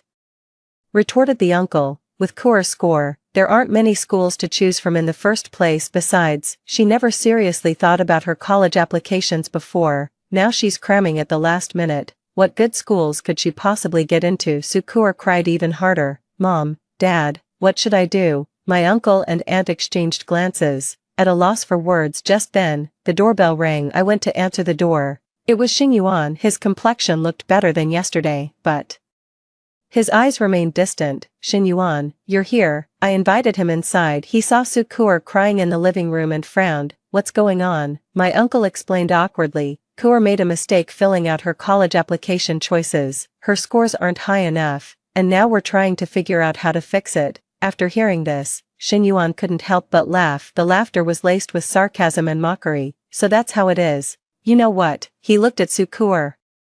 Yesterday at the internet cafe, I overheard you talking with your friend. You said you were going to steal my college application spot so I couldn't get into a good university. You even said that since your family has money, it doesn't matter if your scores are a bit lower, you could get in through other channels anyway. So how's it going now? Real life isn't as simple as you imagined, is it? Sukur's face flushed instantly. I didn't what? Shin Yuan sneered. Didn't say those things. Or didn't think that way. The living room fell into an eerie silence. Her uncle and aunt stared at Sukur in disbelief, clearly shocked that she would say such a thing. As for me, I had known the truth all along. In her past life, Sukur had indeed bragged to her friends after confirming her plan was successful. She claimed she had successfully dealt with Shin Yuan, making it impossible for him to compete with her. She even claimed her family had connections, and that even with mediocre grades, they could pull some strings to get her into a good school. She overestimated her family's influence and underestimated the rigor of the college entrance exam system. In the end, not only did she fail to get into a good school, she almost didn't even make it into a regular university. Shin Yuan, what do you mean by that? Uncle's voice trembled slightly. Shin Yuan looked him straight in the eye. What I'm saying is, Sukur had ulterior motives from the very beginning. This wasn't some impulsive act, it was deliberate sabotage. She thought she was clever enough to get what she wanted through these underhanded tactics. Now that her plan has fallen through, she's putting on the poor little me act to fish for sympathy. Then he turned to me and said, Wan, I came to ask if you'd like to go to the library with me. I nodded and said, sure. Wait, Sukur suddenly stood up. Shin Yuan, I know I was wrong. I'm sorry. I'll redo my college applications right now. I promise I won't compete with you for the same school anymore. Shin Yuan didn't even glance at her. No need. I've already resubmitted my college preferences. What? Everyone stared at him in astonishment. I went to a classmate's house last night and used his computer to resubmit my application choices, Xin Yuan said calmly, but instead of selecting University of Science and Technology Beijing, I chose Shanghai Jiaotong University. Why? I couldn't help but ask. Xin Yuan looked at me, his gaze softening slightly. Because I don't want certain people to think their plan has succeeded, even if she stole my original choice. I won't be attending that school anymore. I want her to know that everything she did was completely pointless. With that, he turned to leave. Xin Yuan, Sukur called after him. I know I was wrong. Xin Yuan stopped and looked back at her. So what if you know you were wrong? Missed opportunities won't return, and the harm caused won't just disappear. Do you really think a simple apology can erase everything? What do you want then? Sukur asked through tears. I want nothing. Xin Yuan shook his head. I just want to stay away from you all and never cross paths again. With that, he walked away without looking back. I followed him out the door. Behind me, Sukur's heart-wrenching sobs echoed, accompanied by the scolding voices of my aunt and uncle, but none of that concerned me anymore. I wouldn't waste my time and energy on people who weren't worth it anymore. I want to walk with Xin Yuan toward the future that belongs to us. The library was quiet. Xin Yuan and I sat by the window with a few books spread out in front of us, but neither of us was in the mood for reading. Wan. Xin Yuan suddenly spoke up. Do you know what makes me angriest? I looked up at him and asked. What? It's not that Sukur broke my computer, nor that she stole my aspirations, he said in a low voice. It's that she made me lose faith in this world. I always believed that there was at least some basic goodwill between people, even if we can't help each other. At the very least we wouldn't intentionally cause harm, but Sukur made me realize that some people wouldn't hesitate to harm innocent individuals for their own gain. I listened quietly, feeling a pang of sadness in my heart. In his past life, Xin Yuan's personality was also transformed by this incident. He went from being a sunny, outgoing boy to becoming an aloof young man who kept everyone at arm's length. He no longer believed in friendship, in love, or even in family bonds. He shut himself away, keeping everyone at a distance. Honestly, the one who disappointed me most was my own mother, Xin Yuan said with a bitter smile. When she came home yesterday, she actually tried to persuade me to forgive Sukur. She said Sukur is still young and doesn't know any better, and told me not to hold it against her. She also said that since we're all neighbors who see each other all the time, there's no need to make things so awkward between us. I was taken aback. Auntie really said that? Yes, Xin Yuan nodded. She even said that if I really wanted to go to the University of Science and Technology Beijing, she could beg Sukur to give up her spot for me. Do you have any idea how furious I was when I heard that? In his past life, Xin Yuan had a huge argument with his mother over this very matter. He felt like none of his family members were on his side. None of them were outraged by what he had gone through. The feeling of betrayal by one's own family cuts deeper and hurts more than any harm from outsiders. My mom, Xin Yuan's voice choked up. Why can't she understand me? Why does she always expect me to back down and be the bigger person? Are my feelings not important at all? I reached out and held his hand. Brother Yuan, not everyone is like that. At least I understand you, and I've got your back. Xin Yuan looked at me, a glimmer of warmth in his eyes. Wan, thank you. If even you won't stand by me, I truly don't know what to do. My heart ached. In my past life, I truly hadn't stood by his side. I was blinded by my uncle and aunt's words, and deceived by Sukur's tears. I thought that by smoothing things over, everyone could continue to live in harmony. I assumed Xin Yuan would gradually forget about the incident and forgive Sukur for her mistake. I even naively believed that time could heal all wounds. Some wounds, once inflicted, can never truly heal, and then some trust, once broken, can never be fully restored. Yuan, go, I said, looking at him earnestly. This isn't your fault. You're not responsible for the choices others make. Sukur did something wrong, and she should face the consequences. Your mother not understanding you is her issue, not yours. Just do what you believe is right. Don't worry about anyone else's feelings. Xin Yuan nodded. I know. I've figured it out. Starting today, I'm going to live for myself. I won't compromise myself to please others anymore, nor sacrifice my own interests for someone else's sake. I'm going to Shanghai Jiaotong University to study the major I truly want, and live the life I've always envisioned. What about me? I asked. Can we still be friends? Xin Yuan paused for a moment, then smiled. Of course, you're my most important friend. No matter where I go,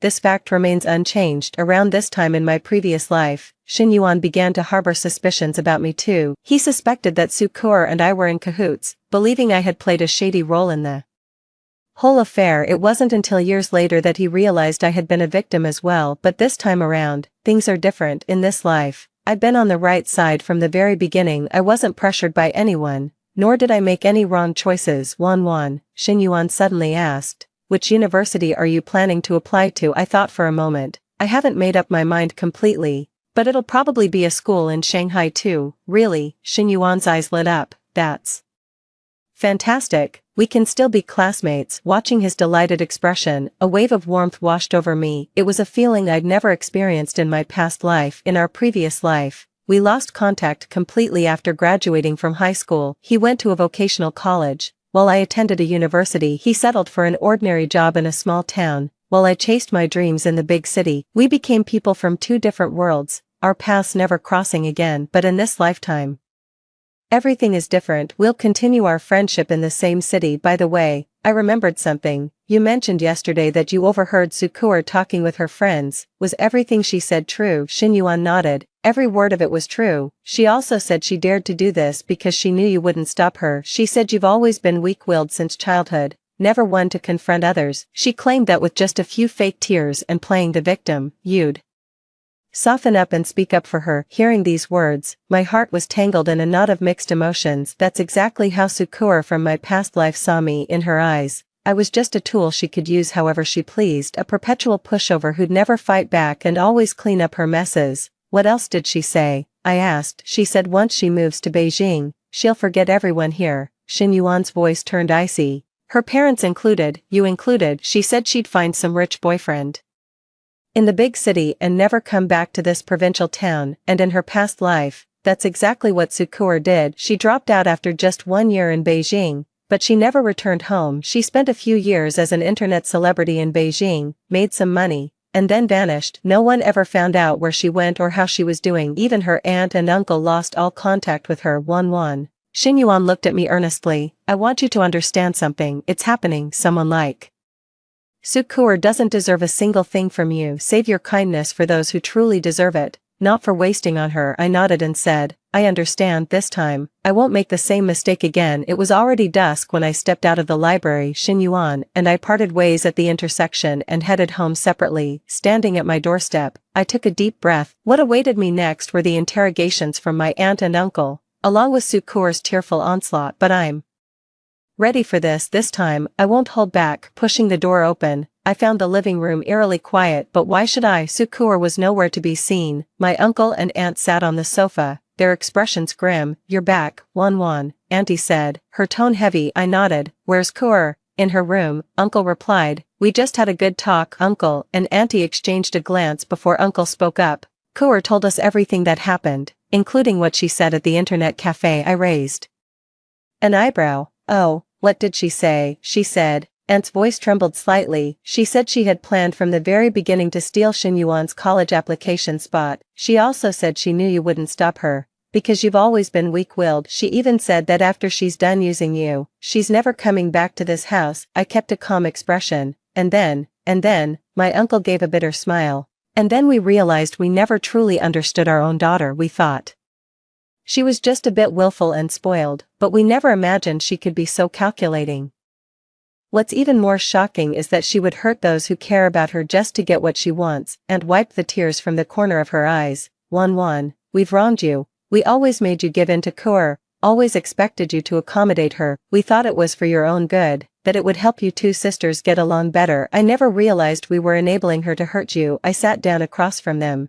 It's not too late to understand now, but it's already too late. Uncle shook his head. We've completely alienated Xin Yuan. How awkward it's going to be when we see each other again. That's not even the main issue, Aunt said. What really matters is Kuer's college application choices. She's revised her applications and picked an ordinary local university. Even though her scores are good enough, the teaching quality at that school, well, it's disappointing. I shrugged. It's her decision to make, and she'll have to live with the consequences. Do you really not feel the slightest bit of sympathy for Kuer? My aunt looked at me. You two grew up together and were so close, I sneered. Auntie, are you mistaken about something? Our relationship has always been one-sided. I always treated her like a sister, but she treated me like a fool. I always had her best interests at heart, Yet she was scheming behind my back. What's the point of holding on to a relationship like this? My uncle and aunt were left speechless by my words. Just then, Sukur emerged from the room. Her eyes were swollen and red like peaches,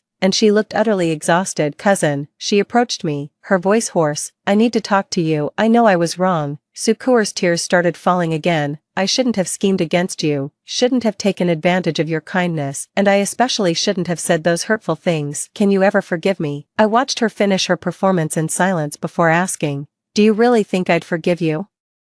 Sukur froze for a moment. I was hoping you'd give me another chance. Another chance. I stood up. Do you honestly think you deserve one? Kur, do you know what Xinyuan told me today? Sukur shook her head. He said you made him lose faith in this world. I articulated word by word. He said he doesn't trust anyone anymore. He also said he's leaving this place to start over somewhere no one knows him. This is what your apology has gotten us. Sukur turned pale. I didn't know. You didn't know, I sneered. Of course you didn't. Because you never care about anyone else's feelings. You only care about whether you achieve your goals and get what you want. As for how much others get hurt because of it, you simply don't care. Sukur was left speechless, unable to offer any retort, and could only continue crying. Her uncle couldn't stand it anymore. Wan, don't be so hard on Kur. She already knows she was wrong, so what if she admits she was wrong? I turned to my uncle.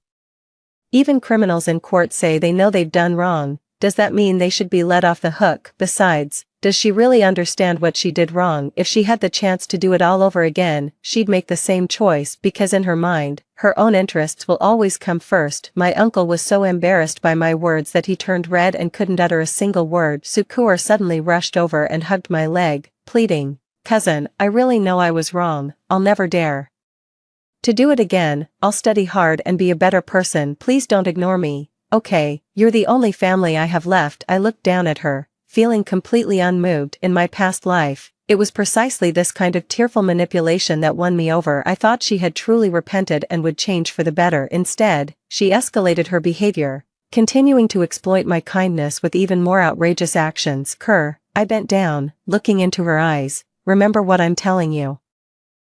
From today on, we're just cousins, nothing more. I won't cover for your mistakes anymore. Nor will I clean up your messes. Whatever kind of life you want, you'll have to earn it yourself. But don't even think about using me again. With that, I pushed her away and retreated to my room. Behind me, her sobs grew more piercing, mingled with the comforting voices of my aunt and uncle. But none of that had anything to do with me anymore. I sat on the edge of the bed, took out my phone, and sent a text to Xinyuan. I've made up my mind. I'm applying to Shanghai Jiaotong University for the English program. Let's work hard together and both make it to Shanghai. He replied quickly, that's fantastic. Let's go explore the wider world together. Reading his message, I couldn't help but smile. For the first time in 18 years, I feel this light. No burdens, no guilt, no self-blame. The atmosphere at home remained tense over the next few days. Sukur grew quiet, speaking little and shutting herself in her room all day. My uncle and aunt spoke cautiously in front of me, afraid of saying something wrong again. Meanwhile, I was focused on finalizing my college application submissions. On the morning of the fourth day,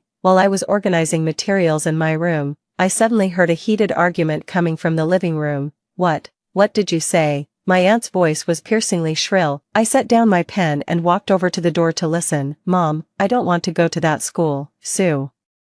Kur's tearful voice came through. Why don't you want to go? Her uncle's voice sounded weary. It's the best university in the city, and you should be proud you got in with your scores. But all my classmates are making fun of me, Sukur said between sobs. They say I tried to steal someone else's college spot and ended up ruining my own chances. They even said I deserved this outcome. At this same time in her previous life, Sukur had faced an identical predicament. She became the laughingstock of the school, with everyone gossiping about her situation. Some called her calculating, others said she'd brought it upon herself. In short, she became the target of public criticism. What nonsense are those classmates spouting? The aunt said angrily, you haven't done anything that terrible. But I really did make a mistake. Sukur's voice grew even softer. I shouldn't have taken Xinyuan's college application spot. Enough, it's all in the past, the uncle said impatiently. What's the point of talking about this now? The key is for you to decide whether you actually want to go to college or not. If you don't want to, then go straight to work. It's not like you're cut out for studying anyway. Sukur cried even harder. Dad, I do want to go to college, but I don't want to go here. Then where do you want to go? Her aunt asked. I want to go to Beijing, Sukur murmured under her breath. The living room fell silent instantly. After a long pause, her uncle finally spoke. Kur, your grades aren't good enough. How could you go to Beijing? I could use money, Sukur said. I've heard some schools accept sponsorship fees. Uncle's voice rose sharply. Do you have any idea how much that would cost? At least over 100,000. Where would our family get that kind of money? Then we could take out a loan, Sukur persisted. A loan? Aunt snapped angrily. Kur, have you lost your mind? So the whole family has to go into debt just for you to attend some worthless college? Is it really worth it? Sukur was left speechless and could only continue crying. Listening to this conversation left me with mixed emotions. In her past life, Sukur did end up going to Beijing. Her aunt and uncle sold their house to fund her dream, sparing no expense. I sneered inwardly, but she dropped out after just 1 year, claiming university life was unbearably dull. All that tuition and living expenses, over 100,000, went straight down the drain. My uncle and aunt were saddled with debt for years because of this, and their quality of life plummeted. And what about Sukur? After dropping out of school, she vanished and never returned home. It wasn't until my uncle fell ill and needed money for treatment that they thought to contact her. Turns out she'd changed her number ages ago, and no one had a clue where she'd gone. Aunt called out suddenly, come here for a moment. I smoothed my clothes and stepped out of the room. In the living room, Sukur was sobbing on the couch, with uncle and aunt standing by looking grim. Kur wants to go to college in Beijing, my aunt said, but we don't have enough money. I raised an eyebrow, and so, my aunt hesitated, we were wondering if you could lend us some money. I had lived through this exact scene in my past life, but back then, I agreed without a moment's hesitation. I used up all my savings from over the years and even borrowed a large sum from classmates and friends, all just to help Sukur realize her dream of going to Beijing. The money all went down the drain, and I was left saddled with debt. Borrow money. I looked at my aunt. How much? 150,000, my aunt said in a low voice. 150,000, I feigned surprise. That much? We know it's a huge amount, my uncle quickly added, but we're really out of options. Kur is your cousin. You've watched her grow up since she was little. How could you bear to see her lose the chance to go to college just because of money? I looked at them, my heart filled with bitter irony. They said the exact same thing in my past life. They say blood is thicker than water, that family bonds are priceless. They told me if I helped just this once, Sukur would surely repay me someday. Not only did Sukur fail to repay me, she started treating me like a cash cow. She figured if I could come up with 150,000 yuan, I must be rolling in money. So whenever she ran into trouble, she'd come to me for money. She needed money for clothes, for makeup, and she even expected me to foot the bill for her dates with her boyfriend. She treated me like her personal ATM. Uncle, aunt, I said calmly, I don't have that kind of money. No, my aunt was taken aback. But didn't you say you had savings? My savings are for college, I explained. Tuition, living expenses, and other costs. It all adds up to quite a bit. Besides, 150,000 is a huge amount for me. My uncle's face darkened. Are you saying you don't want to lend it to us? It's not that I don't want to lend the money, I simply can't afford to. I shook my head. Besides, I don't think it's necessary for the whole family to go into debt just so Kur can go to Beijing. The universities in our city are perfectly good too. Why does she have to go to Beijing? Sukur suddenly looked up, glaring at me angrily. Because I don't want to be humiliated here. I don't want to be laughed at by my classmates and looked down on by my teachers every single day. I'm going somewhere nobody knows me to start over. But have you thought about what comes after you get to Beijing? I countered. Your scores weren't high enough to begin with. Even if you pay your way in, do you think you can keep up with the coursework? What if you can't handle the studies? Wouldn't that 150,000 yuan just go down the drain? Sukur was left speechless by my question, but uncle got angry. How could you say that to Kur? Even though her grades aren't good, she's not an idiot. With enough effort, she can definitely improve. What if she still can't learn well even after trying her hardest? I pressed on. What if she drops out midway? Who's going to be responsible for this money? The living room fell into a terrifying silence. Everyone was staring at me as if I'd said something outrageous. My aunt's voice trembled slightly. What's gotten into you today? Why are you being so hard on Kur? I'm not being hard on her, I'm just stating facts, I said calmly. You know Kur's personality and capabilities better than I do. You should have a pretty good idea whether she can tough it out in Beijing. Is it worth plunging the whole family into debt for an uncertain future? With that, I turned and went back to my room, leaving a roomful of silent people behind. 10 minutes later, I heard the sound of things being thrown and Sukur's furious cursing coming from her room, but none of that had anything to do with me anymore. In this lifetime, I won't be that fool who sacrifices myself for someone else's dreams anymore. That evening, my uncle asked to speak with me alone. He sat by my bedside, his expression grave. Wan, I'd like to talk with you about what happened today. I set down my book. What did you want to say, uncle? I want to ask you, do you have some issue with Kur? He looked me straight in the eyes. Ever since the incident with Xin Yuan, your attitude toward her has changed. You weren't like this before, you always protected her and helped her.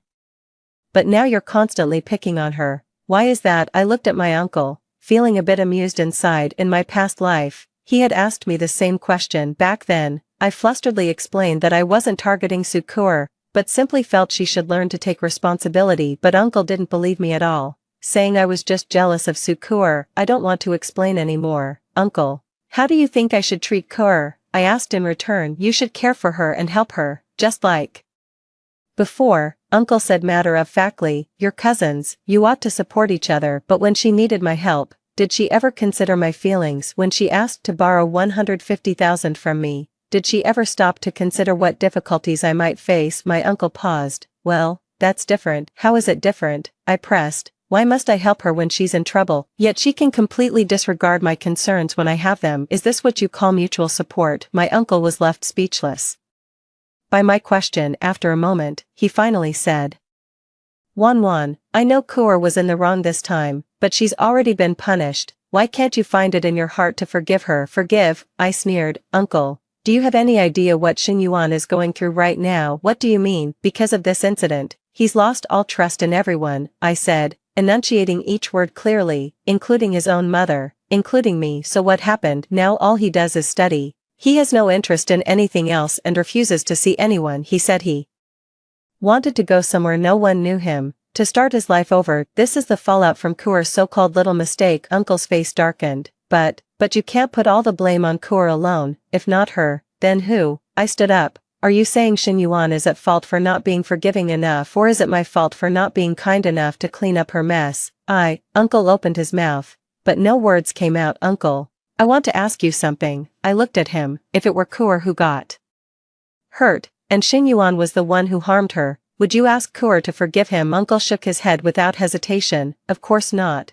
Then why are you demanding Xin Yuan forgive Kur now that he's the victim? What kind of logic is that? My uncle flushed crimson, rendered speechless by my questioning. Let me ask you something else, uncle, I continued. If Kur had succeeded today, if she'd actually stolen Xin Yuan's university spot and gotten into Beijing University of Technology, would you think she did anything wrong? Uncle fell silent for a long time before whispering, maybe not, because then she could go to a good school. I nodded and said, I understand. In your minds, the ends justify the means. As long as Kur can live well, it doesn't matter how much others get hurt. So this is your value system. Uncle grew agitated. Wan, that's not what I meant. Then what did you mean? I cut him off. You said it yourself. If Kur succeeds, you wouldn't think she did anything wrong. What does this tell you? It shows you don't actually see anything wrong with her actions. The only problem you have is that she didn't succeed. My uncle was completely speechless. Looking at him like that, my heart filled with disappointment. In my past life,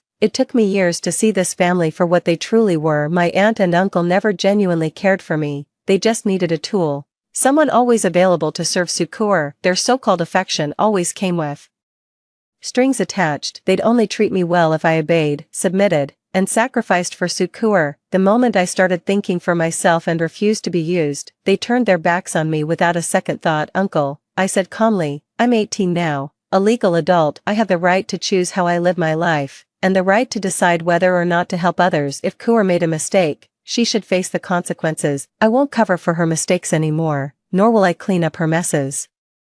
If you can't accept that, then we have nothing left to discuss. With that, I opened the door and gestured for them to leave. My uncle stared at me, his eyes burning with anger and disappointment. Wan, you've changed. He stood up. You've become a stranger to me. You used to be so kind, so considerate. You'd never say such cruel things before. The person you are now feels completely unfamiliar to me. I smiled and said, Uncle, it's not that I've changed, it's that I've finally come to my senses. I used to be genuinely kind, so kind it bordered on foolishness. I thought if I were good enough and gave enough, I'd earn everyone's sincerity in return, but what did I get? Only more exploitation and hurt. Now I understand. Kindness must have its limits, and help must be guided by principles. Being kind to those who don't deserve it is cruelty to those who do. My uncle glared at me angrily. You're just making excuses for your selfishness. Selfish, I retorted. You call it selfish when I refuse to pay for others' mistakes. Then what's selflessness? Taking the blame for everyone else's errors. Uncle, I must say I'm truly impressed by your logic. Uncle's face flushed red with anger, and he turned to leave. At the doorway, he glanced back at me and said, Wan, you'll regret this. Kaur is your only family. You'll come to regret treating her this way. I shook my head. You're mistaken, Uncle. Blood ties don't mean everything. Genuine care is what truly matters. Kaur has never treated me like family. She only sees me as a tool to be used. In that case, why should I consider her family? Without another word, my uncle slammed the door shut. The room fell silent once more. I returned to bed and went back to reading, but my mind remained unsettled for a long time. In this lifetime, I won't look back anymore. I know that starting today, my relationship with this family has fundamentally changed. I'm no longer that obedient, well-behaved child, nor am I a tool to be used at will. I've become what they call a selfish person, a heartless person, because I've finally learned to protect myself, to live for my own sake. The next morning, I was woken by a commotion. Sukur's crying came from the living room, along with the comforting voices of her uncle and aunt. I glanced at the time. It was only 6 in the morning. Kaur, don't cry anymore. Your voice is getting hoarse, my aunt said, her voice full of concern. Mom, I really don't want to go to college here, Sukur said with a sob. When I went to school yesterday, all the classmates were talking behind my back. They said I'm calculating and manipulative, that I brought this on myself. Even the teachers look at me strangely, as if I'm some kind of troublemaker. Listening from my room, I couldn't help but shake my head. In her past life, Sukur was just the same. She'd burst into tears at the first sign of trouble, and whenever she felt wronged, she'd run to her parents to be coddled. She never thought about how to solve problems, only about how to escape reality. What nonsense are those classmates spouting? Her uncle said angrily. You haven't broken any laws. What right do they have to gossip about you? But I really did do something wrong, Sukur murmured softly. What's wrong with that? Aunt said indignantly. You just want to attend a good university. What's so bad about that? It's Xinyuan who's being petty, completely unwilling to compromise. I nearly burst out laughing in my room. Even now, Aunt still thinks it's Xinyuan's fault. Absolutely hopeless. Mom, please don't say that, Sukur said. It's my fault. I shouldn't have taken Xinyuan's intended college spot. Enough. It's all in the past, Uncle said impatiently. The important thing now is to figure out how to solve this problem. Do you actually want to go to Beijing or not? If you do, we'll find a way to pull the money together. Really, Dad? Sukur's voice instantly brightened with excitement. You'd actually let me go to Beijing? Of course, her uncle said.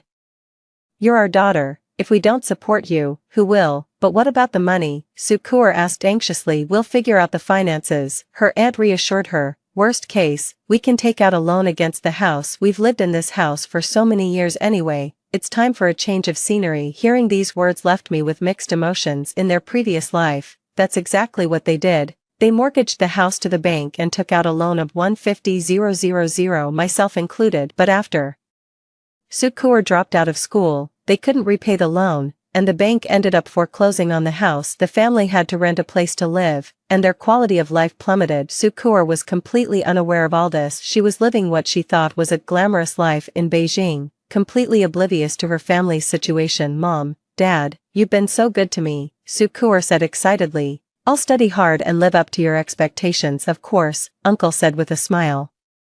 You're our pride and joy. We have every confidence you'll succeed. I shook my head in my room. They never see reality clearly, forever trapped in their own delusions. They think throwing money at the problem can change Sukur's destiny. They don't understand that a person's character and abilities can't be bought with money. Oh, that's right, my aunt suddenly said. What about Wan? Yesterday she said she didn't want to lend us the money. Whether she lends it or not is up to her, my uncle snorted coldly. We'll figure it out ourselves anyway. She's independent now and doesn't treat us like family anymore. Of course I know. In that case, we shouldn't count on her anymore, Sukur asked in a hushed voice. Dad, is cousin really angry with me? It's natural for her to be upset, her aunt said. After all, You were clearly in the wrong here, but her reaction was way over the top. She didn't even consider family ties. Didn't she used to dote on you the most? How could she become so heartless now? It's probably because of Shin Yuan, Sukur speculated. Cousin has always had feelings for Shin Yuan. Now that he's ignoring her, she's taking her frustration out on me. I let out a cold laugh in my room. To this day, Sukur still doesn't understand that my anger isn't about Shin Yuan. It's about her deception and how she used me. She never admits her mistakes and always shifts the blame onto others. Then let's just leave her be, Uncle said. We'll live our own lives. Core, get ready. We're going to Beijing next week to look at schools. Really? That's amazing. Sukur squealed excitedly, listening to their conversation. I felt completely at peace. In my previous life at this very moment, I was deeply concerned about their decision. I worried they'd be buried under crushing debt, and that Sukur would struggle to adapt to life in Beijing. I even considered changing my mind and offering them financial help, but now, I don't feel like doing anything. Their choice, their consequences. I'm done with this. After getting up and washing my face, I stepped out of the room. In the living room, Sukur was excitedly talking on the phone, probably sharing the good news with a friend. My uncle and aunt looked somewhat awkward when they saw me come out. Wan, my aunt said tentatively, about yesterday. Let's leave yesterday behind. I cut her off. I respect your decision, Uncle snorted coldly. At least you know what's good for you. I ignored him and went to the kitchen to fix breakfast by myself. During the meal, Sukur kept talking about Beijing. She said she wanted to make lots of friends in Beijing and live an exciting college life. She also mentioned that once she's settled in Beijing, she'll bring her parents over to enjoy a comfortable life. My uncle and aunt beamed with joy, as if everything she said would come true. I watched from the sidelines without saying a word. After breakfast, I got ready to go out and find Shin Yuan. Just as I reached the door, Sukur suddenly called out to me, but I was wrong. Cousin, she approached me with an ingratiating smile. I know you're still angry with me, but we grew up together and share such a deep bond. Can you really not forgive me? I looked at her and said calmly, Core, there's nothing to forgive between us. You have your choices, and I have my principles. Since we're on different paths, let's each go our own way. A sigh from Sukur echoed behind me, but I knew she would soon forget this unpleasantness. She was about to leave for Beijing to pursue the new life she had always dreamed of. Whatever this new life would bring her, that was her own affair. In early September, Shin Yuan and I boarded the train to Shanghai together. The scenery outside the window rushed backward, just like the past we were leaving behind. Are you nervous, Wan? Shin Yuan asked. A little, I said honestly, but more than anything, I'm excited. Me too. Shin Yuan smiled. We can finally start a new life. We exchanged smiles, our eyes filled with hope for the future. The train was quiet. I took out my phone and saw a text from my aunt. Wan, please let us know you've arrived safely in Shanghai. Even though we've had our differences, you'll always be our niece. Reading her message, I felt a mix of emotions. After a moment, I replied, I will. Please take care of yourselves too. This may be our last peaceful conversation, because I know they'll soon find themselves in trouble over Sukur's situation, and when that happens, I'll be the first person they turn to for help. But this time, I won't show any mercy. What's on your mind? Shin Yuan asked. Thinking about the future, I said. We should both work hard and make the most of this fresh start. Absolutely, Shin Yuan said earnestly. I'm going to study hard in college and become a skilled engineer someday. I'll dedicate myself to mastering English,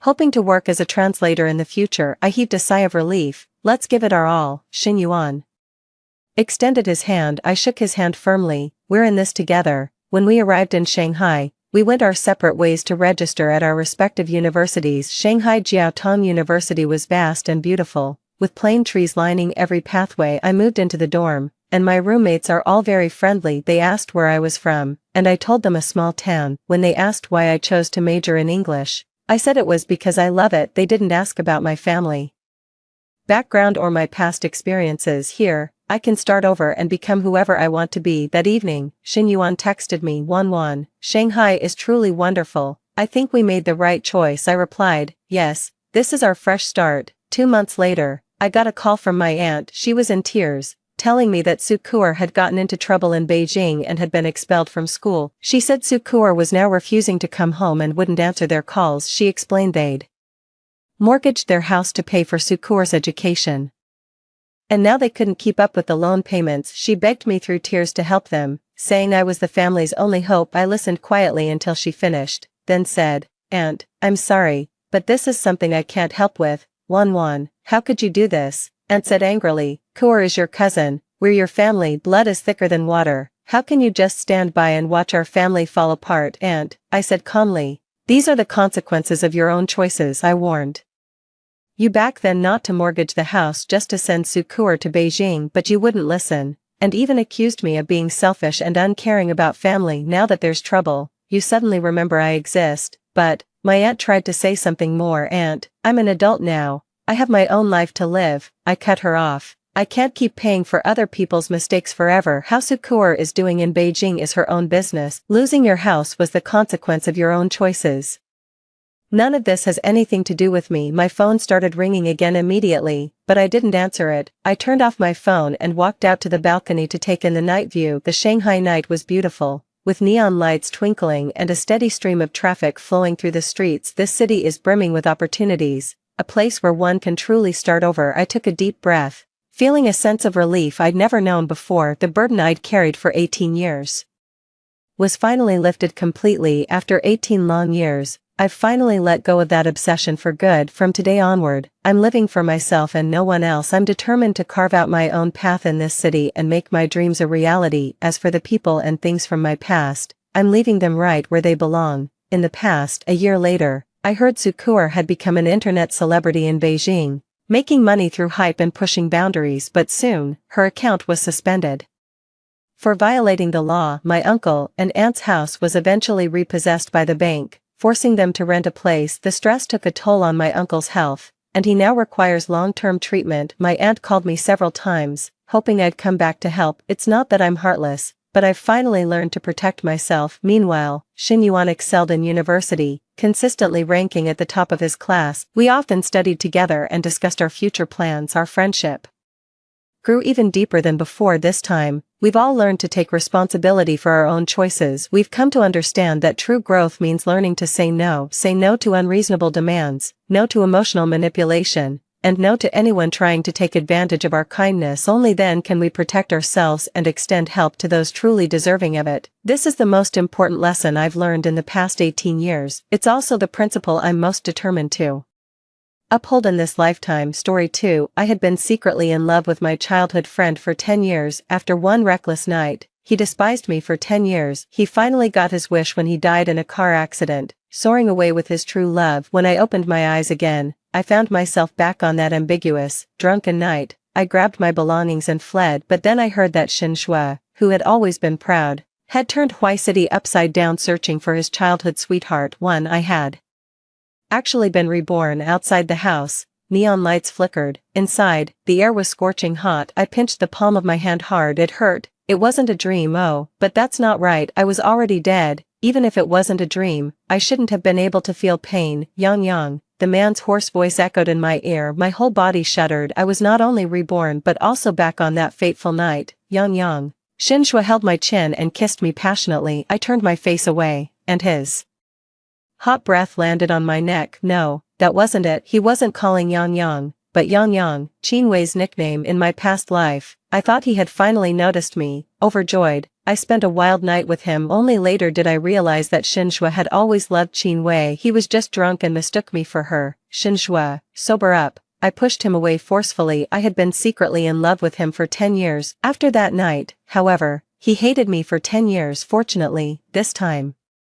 nothing had happened yet. Xin Shue paused, then looked down at me. There was no light in the room, but the light from outside was bright. He was drunk but still had a fair complexion and calm eyes, so much so that in my past life, I thought he was sober. Yang. He seemed to finally see my face clearly, his voice tinged with a strange tone, but the next second, his expression turned murky and complex. He urgently cupped my face and kissed me again. I raised my knee and kicked, pushing him away.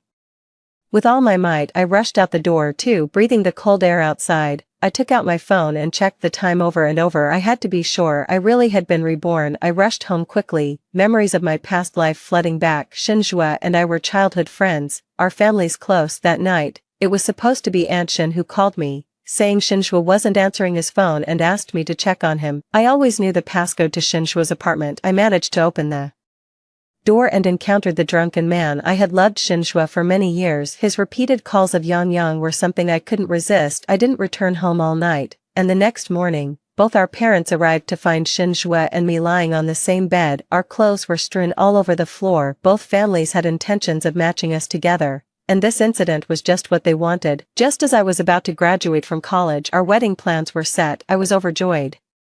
During that time, after years of secret affection, to finally achieve this felt like reaching the heavens. I thought Shinjo was happy too. He always had a cool demeanor, rarely showing his emotions outwardly, but he was there with me, taking wedding photos, choosing the engagement ring, never once saying no. Until our wedding day, a beautifully made-up girl cried inconsolably in the audience. Everyone thought Shinjo was kissing me, but he was actually gritting his teeth, whispering in my ear.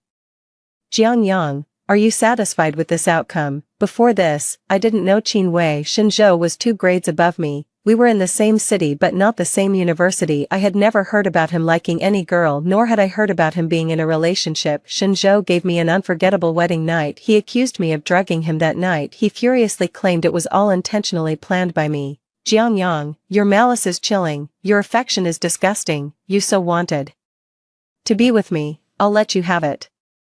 You've ruined my happiness. You'll never find happiness in this lifetime." He slammed the door and left, starting a decade of deep-seated hatred towards me. I slapped my cheeks hard, took a deep breath, and then went upstairs. "Yang, you're back so soon. Is little Zhou okay?" Hearing my mother's voice and seeing my father reading in the living room, my nose tingled with emotion. It felt good. It was the scene I missed the most. For many years after marrying Shinjo, I dared not return home. "Yang," I mumbled an "He's fine." He really was fine. On the way back, I had called an ambulance for him. Whether I drugged him, and what kind of drug, let the doctors figure it out. "Yang, what does this line say? Help Dad look." Suppressing the unease in my heart, I pretended everything was fine and joked around with my parents for a while before returning to my room. As soon as I entered, I saw the desk covered with photos of me and Shinjo from our childhood to adulthood. I opened the drawer, and there lay the diary, unharmed. Shinjo had read aloud my expressions of love for him right in front of me. I still vividly remember him tearing the pages one by one, my youthful feelings scattered all over. He sat at this desk, his face mocking and disdainful. "Since you were 10, you wanted to claim me as your own. Jiangyang, you really are a freak." Indeed, who else but a freak could do such things? What grave sin had I committed to deserve him calling a 10-year-old child's innocent love freakish? It was not until Qinwei was about to go abroad that I learned the full story. In a private tea house, Qinwei was dignified and composed, far different from how she had kneeled and wept at the wedding. "I'm getting married now, Miss Jiang. Can those videos be deleted?" I was bewildered. She handed me her phone with a smile. On the screen was a chat history. The profile picture and nickname were me. "If you're smart, you'll leave Shinjo early. He and I are childhood sweethearts, betrothed from a young age. Have you no shame? If you don't leave, it doesn't matter. I'll post the videos on the school forum. Let's see who actually belongs with Shinjo." Ruining myself. Does it matter? Without him, nothing matters. I opened the video. It was from that night of tangled emotions. Almost subconsciously, I pulled out my phone. Qinwei was indeed in my contacts list, but our conversation history was blank. Qinwei laughed again. "Actually, it was I who kindly informed Shin's mother that Zhou was drunk and needed care. I didn't expect Miss Jiang to repay us this way." Her words carried a tone of reproach, but her eyes couldn't hide the triumph. "For the sake of Zhou's reputation and future, I had to painfully break up with him. Miss Jiang, you must be pleased." The words she uttered and her expression were so disconnected. It took me a moment to realize she was guarding against me recording her, yet she couldn't help but try to flaunt her power. She twirled the large diamond ring on her middle finger. It wasn't until she was about to leave that she lowered her voice and showed her true colors. "Shin's mother is against me being with Zhou. She looks down on me, convinced that you and Zhou are a better match. Too bad." Qinwei stood up, leaning close to whisper in my ear. "Jiangyang, you won't have good days ahead. In this lifetime, Shinjo will never forget me." Qinwei was right. Shinjo and I had no good days. I finally understood why he hated me so much, but it had been 3 years since then. In these 3 years, our relationship had completely fallen apart. He didn't trust me 3 years ago, and 3 years later, he didn't even want to hear my voice. I asked him to let go, but he wouldn't. I wanted a divorce, but he refused. He used my parents' company as leverage, determined to bind me to him, forcing me to face his cold indifference forever. I thought that was it between us, from childhood sweethearts to bitter adversaries. It was both sad and ironic, but Qin Wei's second statement was also true. Shinzhou couldn't forget her. In the 9th year of our marriage, Qin Wei returned to the country after her divorce. Shinzhou and she were seen entering and leaving places together, often photographed hand in hand, sharing passionate kisses. How wonderful, I could finally be free. I specifically chose Qin Wei's birthday to call Shinzhou a divorce agreement. What better birthday gift for Qin Wei? Shinzhou, however, was silent. For a long time. Come here, let's talk face to face. Just when I thought he was going to refuse again, he spoke. I looked at the heavy snow outside. I have no other demands. I only want my parents' company. Everything that's yours. I won't take a cent. After today, we won't discuss this again. Then he coldly hung up the phone. I knew he had no affection left for me. Holding the agreement, I left the house, but the snow was too heavy that day, so heavy that when I braked, the tire skidded. Ahead was an elementary school letting out. I sharply turned the steering wheel, and the car flipped. I was so unwilling. To the end, I remained Shinzhou's wife. Yang. My phone vibrated. It was a message from Shinzhou. Was this after I went to the hospital and came to? I didn't reply to him, checking my contacts list. Sure enough, Qin Wei was there at this time. I can't even remember when I added her as a friend. It's all a blur. Yan, where are you? Another message from Shinzhou popped up. I frowned. Although his mother was trying to break us up, he still hadn't completely split from Qin Wei. Why look for me instead of Qin Wei now that he's sober? I exited the chat and noticed numerous unread messages. School had just restarted for my final year, and there were all sorts of messages in the grade and class groups. Xiaoyu, Yan, have you packed your bags? Don't be late tomorrow. I was stunned for a few minutes before snapping out of it. In my previous life, at this time, I had planned to go job hunting in Huicheng with Xiaoyu, but after that incident happened, I thought I ended up with Shinzhou and wanted to stay in the city, so I cancelled the trip to Huicheng. I quickly replied to Xiaoyu, Yu, how about we change our plans a bit? Xiaoyu, me, let's go to Jing City instead. Xiaoyu, Jing City. Xiaoyu is my best friend. As I was thinking about how to explain, she sent another message. Sounds great. I'd follow Yan anywhere without question. I couldn't help but smile. After discussing a bit more, I got up to repack my luggage. When I finished, I threw the group photo on the desk, the diary in the drawer, and even my SIM card into the trash bin. I went to Jing City. Aside from Xiaoyu, no one knew. Even my parents thought I went to Huicheng. Qin Wei's scheming was only half done, and unlike my previous life, I didn't get involved this time. I wasn't sure what other tricks she might pull. A decade of entanglements, a decade of love and hate. Whether it's Shinzhou or Qin Wei, I didn't want any more drama with them this time. But a month after arriving in Jing City, Xiaoyu whispered mysteriously to me, Shinzhou has been looking everywhere for you. He's almost turned Huicheng upside down. He's looking for me. Why? That last push I gave him the other night was quite forceful. His head hit the wall hard, probably quite badly. Could he still hold a grudge? Forget him. I once thought I understood him, thought what we had was extraordinary. It was all just a fragile illusion. In the second month in Jing City, Xiaoyu found a job smoothly. While I was still dragging my feet. Yan, you didn't trick me into coming here just because you actually don't want to stay in Jing City, did you? Of course not. The third month, I finally got the news I had been waiting for. A junior from high school told me he had a project that was short on funds and asked if I was interested in investing. In my previous life, I had just waited to graduate and marry Shinzhou, and when I heard about this opportunity in Jing City, I immediately rejected it. But that junior later became very successful. In 10 years, he built a billion-dollar empire from scratch. This time, I certainly wouldn't miss out again. I mobilized all the funds I could access, even borrowed some from my parents, and joined Xia Lin's team. One of my biggest mistakes in my previous life was giving up my career after getting married. Shinzhou had made his stance clear, yet I still harbored hopes. I thought there was a misunderstanding between us. I believed that if I did well enough, the bond we had since childhood, there's no hurdle too difficult to overcome. After waking up to reality 2 years later, not only would there be no place for me in his Shin family business, but even my parents' small company wouldn't have room for me to get involved. Little Jiang, how do I look in this outfit? Xia Lin is trying on a suit for a gathering in the industry tonight. I glance at him, speechless. Having lived twice, I've been called Yang and Jiang, and those younger than me call me Sister Jiang or Sister Yang. But he calls me Little Jiang. You look a bit like a waiter. Xia Lin goes to change. Makes your legs look short. Xia Lin changes again, looks old-fashioned. Xia Lin continues changing. By the 5th outfit, I couldn't help but laugh. I stopped teasing him. Very nice, very handsome, you'll outshine everyone. Beaming with pride, Xiao Lin goes to pay the bill. It's no wonder he's successful, smart, good-tempered, never acts superior. He's refreshing to be around. In the car, we review the list of attendees for the evening again. Connections are crucial for a startup. These gatherings are great opportunities to expand our network, but I never expected to run into Shinshua here. This is my 6th month in Beijing, also my 6th month since being reborn. After reconnecting with Xiao Lin,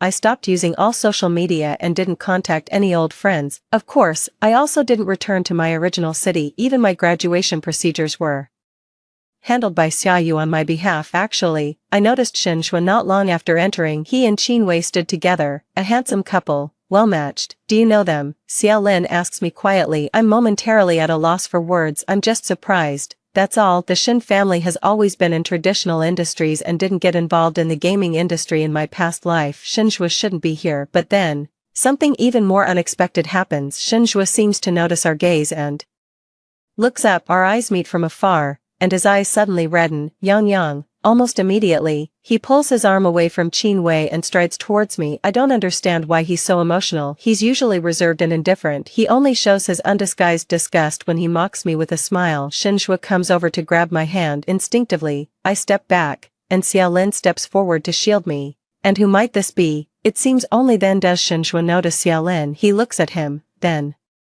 back at me. His lips twitch but he says nothing. Ajua. Qinwei quickly follows Shinshua, immediately taking his arm again. Is it Yang? Yes, I think it is. Ajua. Qinwei seems excited. She's so beautiful, even more than the photos in your phone. Hello, Miss Jiang. I'm Qinwei. She extends her hand with a genuine smile. Xiaoming, your name is somewhat similar to Yang. Ajua often mentions you to me. I glance briefly at her still smooth fingers. I'm not particularly keen on shaking her hand. Long time no see. I smile at Shinshua and introduce the person next to me. This is Xiao Lin, the founder of Huayang Games. Mr. Xia, this is President Shin of Fingyu Group. Qinwei feels ignored and retracts her hand in disappointment. Neither of the men seems interested in shaking hands either. Xiao Lin is quite shrewd, probably already sensing something amiss in the air. He says with a chuckling smile, is that all? I and Yang, I and President Shin are also alumni, I say with a smile, taking over Shinshua's words. You could also call President Shin Sr. like me. Shinshua's expression turns sour. It visibly darkens. He stares at me unblinkingly. Alumni, senior. He scoffs lightly. You call this senior. But somehow he seems a bit off. As Xiao Lin pours me a drink, he chuckles softly. His girlfriend is right beside him, and yet he glares at me. It's as if I stole his wife. I glance at Shinshua, who is indeed leaning against the rest area, swinging his glass and staring at us from afar. After that brief confrontation, I quickly leave with Xiao Lin. Tonight, the people I need to meet clearly aren't Shinshua. There's no need to waste time on him. I might as well show him for real. Xiao Lin boldly wraps his arm around my waist. Shinshua's gaze sharpens, and he sets down his glass, about to stand up. Qinwei holds him back. She tugs at his sleeve and whispers something to him. Shinshua's face softens, and he casually pulls out a tissue to wipe the corner of her mouth. Xiao Lin, busy watching the pot while eating from the bowl. What a dog thing. That should be President Jiang of the Bronze World over there. Let's go meet him. I pull Xiao Lin towards the other side until the banquet ends. Shinshua doesn't approach us again. He and Qinwei leave early, but the inevitable always catches up. That night, when I return, Shinshua is waiting at the apartment doorway where I rent with Xiaoyu. The autumn in Jing City arrives early. On a cool breezy night at the end of August, Shinshua leans against a corner, a cigarette in hand, its ember flickering in the wind. I send a message to Xiaoyu and walk straight over. Aren't you avoiding me anymore? Shinshua's voice is a bit hoarse. I'm not avoiding you. That's the truth. I simply didn't want to deal with him. Not that I was hiding on purpose. Why are you looking for me? I ask. Shinshua pauses slightly with the cigarette in his hand, crushes the butt against the wall, and stands up to approach. I subtly step back. Let's talk in the car. Shinshua's car is parked downstairs. I noticed it when I got out of Xiao Lin's car. I deliberately don't sit in the girlfriend-exclusive passenger seat and open the rear door, instead seeing me sit in the back. Shinshua closes the half-open driver's door and also moves to the back. I have to shift towards the door a bit. The space inside the car isn't cramped, but the atmosphere is somewhat stifling. After a long silence, Shinshua sighs. Yang, I went to your house, but your uncle and aunt wouldn't tell me where you went. I went to your room.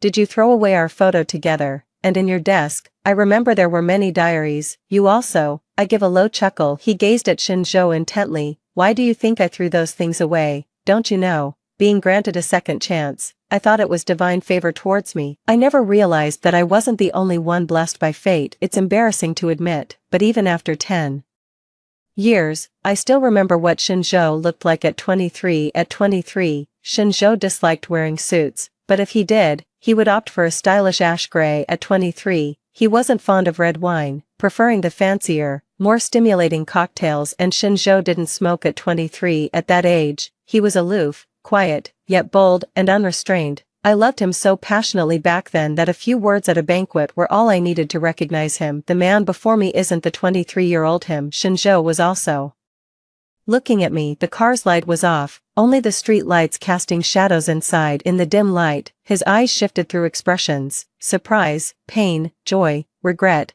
all blending into an indistinct haze. Certainly, the last thing I want is clarity. Young, I knew you would. Please don't call me that. I looked at him coldly. Mr. Shin, our current relationship only warrants the titles of alumni and senior. Shinju's eyes reddened suddenly, just as they did when he first met me. Young.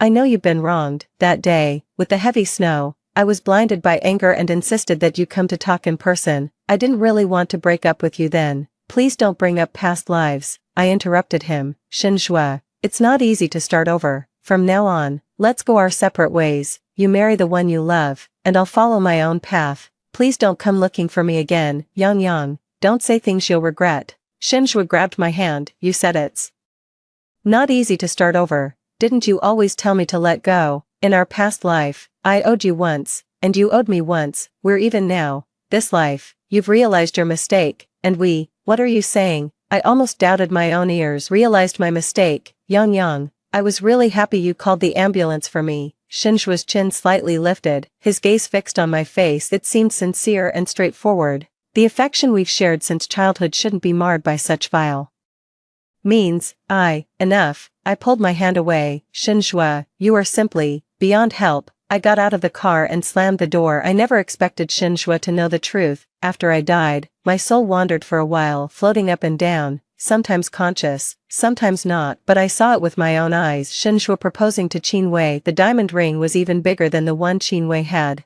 and the scene was more lively than the wedding he and I had. At that moment, my soul completely dissipated. Shinju truly loves Qinwei. How could he bear to doubt her? But I didn't expect that when I pushed him away, his only reaction would be that I had realized my mistake. Indeed, I had said I didn't for so many years, and starting over. He still chose not to believe a single word. My phone vibrated. Xiaolin sent me a link. Latest beta version. Get on board. Me, right away. I must be crazy. Spending another minute on this matter is a disrespect to the billions involved, but clearly, I wasn't the only one eyeing that billion. In the next 10 years, while traditional industries declined, the gaming industry soared, especially mobile games, as smartphones continued to evolve. As someone who had been reborn, it was only natural for Shinju to eye this opportunity, so I often ran into Shinju in the city. He didn't bother me, but somehow he got my phone number and occasionally sent me messages like, now, stay away from Xiaolin, he doesn't have good intentions towards you. Xiaolin was sitting right next to me when I read this message. I let out a cold laugh. He's trying to be the good guy now. I shifted, sitting closer to me. He even put his arm around my shoulder. This was a promotional event for a new mobile game. There were quite a few investors who had come. I elbowed Xiaolin. Instead, he leaned in close to my ear. Little Jiangzi, how about we really get together and drive him mad? Me. President Xia, stop being so childish. Who says I'm being childish? I've been an adult for a while now.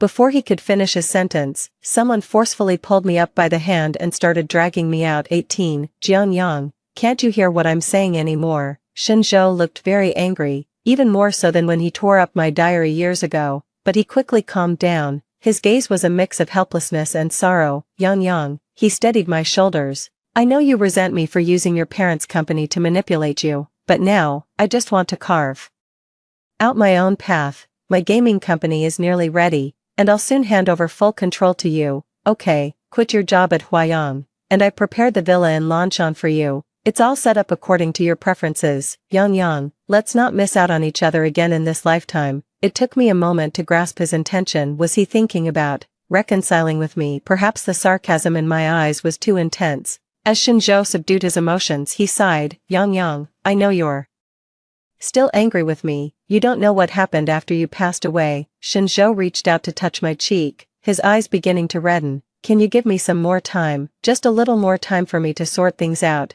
After all, we owe Qinwei. I thought I was prepared, mentally, from last time, but hearing his last words, I couldn't help but laugh. Yes, we owe Qinwei a lot. I brushed off Shinjo's hand and looked up at him. So, you go and repay it, with your lifetime, for lifetimes to come, and never look back. Yang. I turned and walked away. Yang, wait a bit longer, Shinjo said firmly from behind. I will give you an explanation. 19. Shinjo didn't show up again. Xiaoyu said that he took Qinwei on a world tour. Qinwei's social media was filled with happy posts every day. As long as he wasn't in Jing City, I was happy to have some peace. After nearly half a year of exploration, our first mobile game finally took shape. Honestly, this was the first time in 2 lifetimes that I was so focused on something.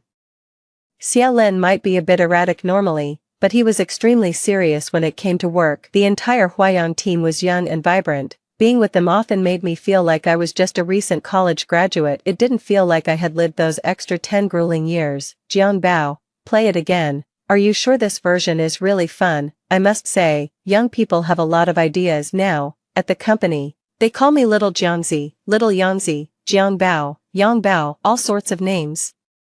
It's quite fun. I nodded earnestly. Actually, I wasn't much into games before. It was all Xiaolin's influence. I've added a few skins. I'll integrate with the platform today. Let's go with this version. After sending off the final version, a young designer patted my shoulder. Jiang Bao, good luck. Today, I took the game to interface with the platform. If all goes well, this game could be online very soon. I grabbed my computer and sent a message to Xiaolin. At such an important time he was certainly going as well. However, since he was still a student, we arranged to meet outside the platform company's office. Due to the psychological trauma from a car accident in my past life, I didn't drive. Sitting on the subway, I actually felt somewhat nervous. I only knew that Flower Style later became one of the leading mobile game giants, comparable to that famous Penguin company, but I was not sure how smoothly their start was. This project was the result of over half a year's hard work from the whole team, and naturally, I hoped it would be a smashing success. Yet unexpectedly,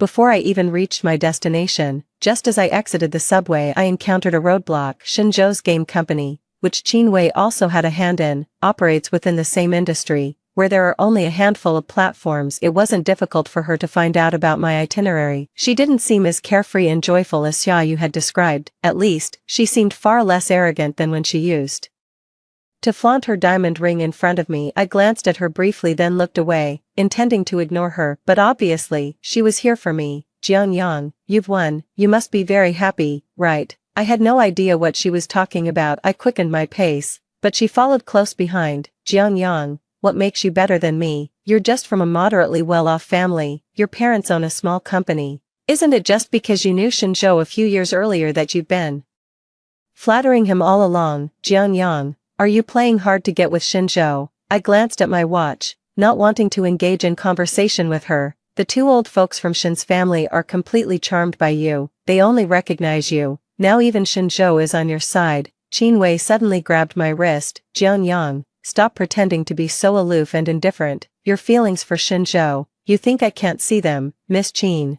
I'm not familiar with you. I pulled away from her. Whatever issues you have with Shinjo, please discuss them with him directly. We're not familiar. So, you're close with Shinjo. It was me who dated Shinjo first. You're the third party. I clenched my teeth and refused to argue with her. Just one more street crossing, and Xiaolin was waiting for me on the other side. But then Qinwei grabbed hold of me and cried, Miss Jiang, Shinjo wants to break up with me. No matter how much I beg him, he's determined to leave me. He clearly loved me so much. He praised me for being gentle and kind. He bought me a house and a car. He even took me on a world tour. He once said he would marry me. Now he says all these were just to compensate me. Miss Jiang, please, I can't live without him. Qinwei already looked worn out, and her crying now made her appear even more disheveled. During the rush hour, passers-by all avoided us. I was extremely irritated, but the light hadn't turned green yet, so I had to continue enduring. Qinwei then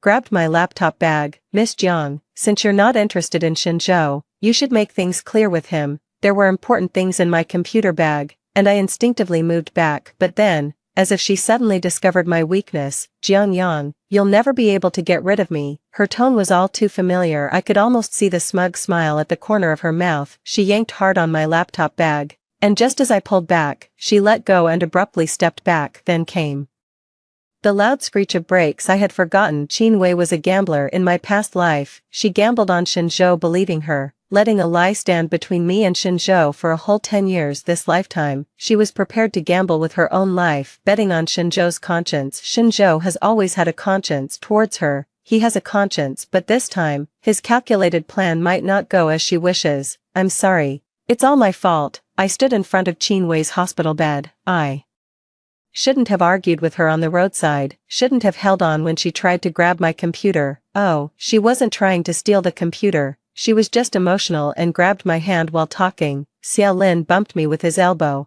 Dissatisfied, Qin Wei was hit by a vehicle. Luckily, it was near a red light, and since we were not on the main road when we struggled, the vehicle had slowed down. The car braked in time, only breaking one of Qin Wei's ribs and a leg. The surveillance footage wasn't clear, only showing that she had a conflict with me, making it hard to tell who was right or wrong. Xiao Lin, who was across the street at that time, saw everything clearly, so he was dissatisfied with my apology. He doesn't understand. In front of Shenzhou, an explanation is just making excuses. He only ever believes what he wants to believe. 10 years have been enough for me to learn my lesson. Sure enough, as soon as I voiced my apology, Qin Wei's tearful expression stiffened, and Shenzhou stopped what he was about to say. Miss Qin was injured because of me. Let me stay and take care of her with you during these days. I turned to look at Shenzhou. As we left, Xiao Lin became even more discontent. Have you been called Jiangbao too many times, and your brain turned into a sauce bun? She timed her fall perfectly.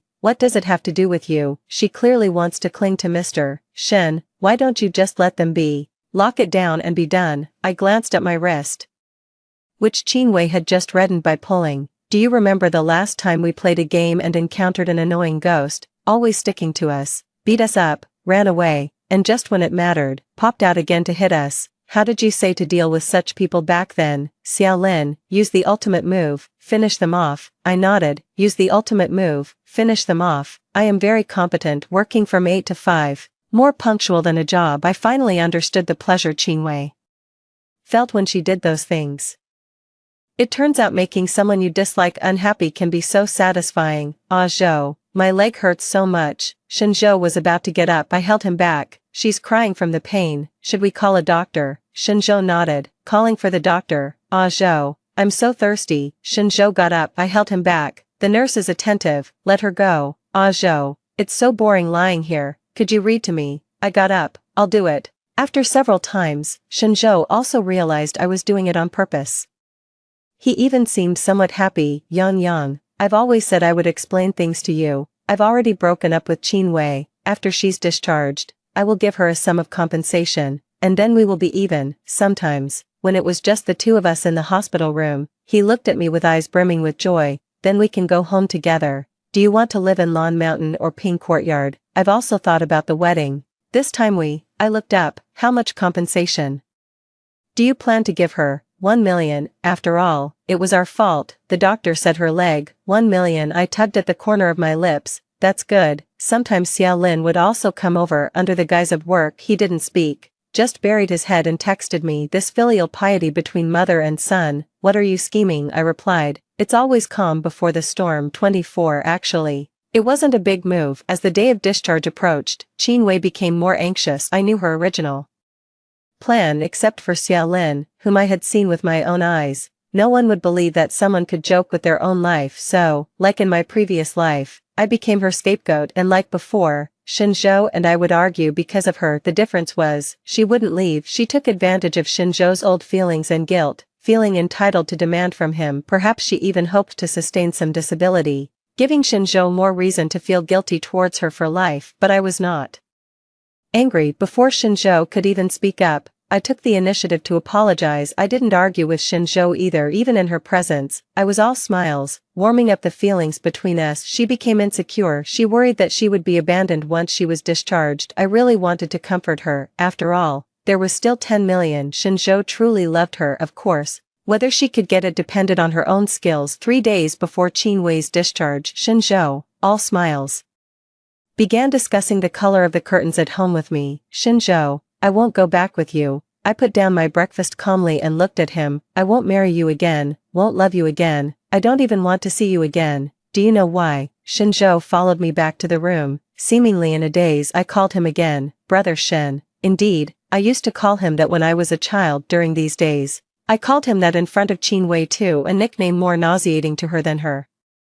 Ah Zhou, your aunt called and said there's been a thief in your neighborhood, let's go check your apartment. Upon hearing let's go back, Shinzhou's eyes lit up. But how could Qin Wei agree? She hadn't been discharged yet. Shinzhou hadn't mentioned any compensation to her. If I took Shinzhou away, she might end up losing everything. Brother Shen, shall we go? I tilted my head to look at Shinzhou. If we don't leave today, we'll never go back. Shinzhou came over to hold me. Actually, we don't need to go back. Ah Zhou, your apartment has surveillance. Qin Wei hurriedly sat up, shouting for the nurse to bring her computer. Ah Zhou, I forgot to tell you before, I was worried about thieves in the apartment, so I had already installed surveillance. You can see what it looks like now just by turning on the computer. I watched as Shinzhou's face turned pale by degrees, staring at Qin Wei. His eyes shot disbelief. You said, who installed the surveillance? Qin Wei was completely oblivious. I had it installed last year. The video is connected to my computer, let's watch it now.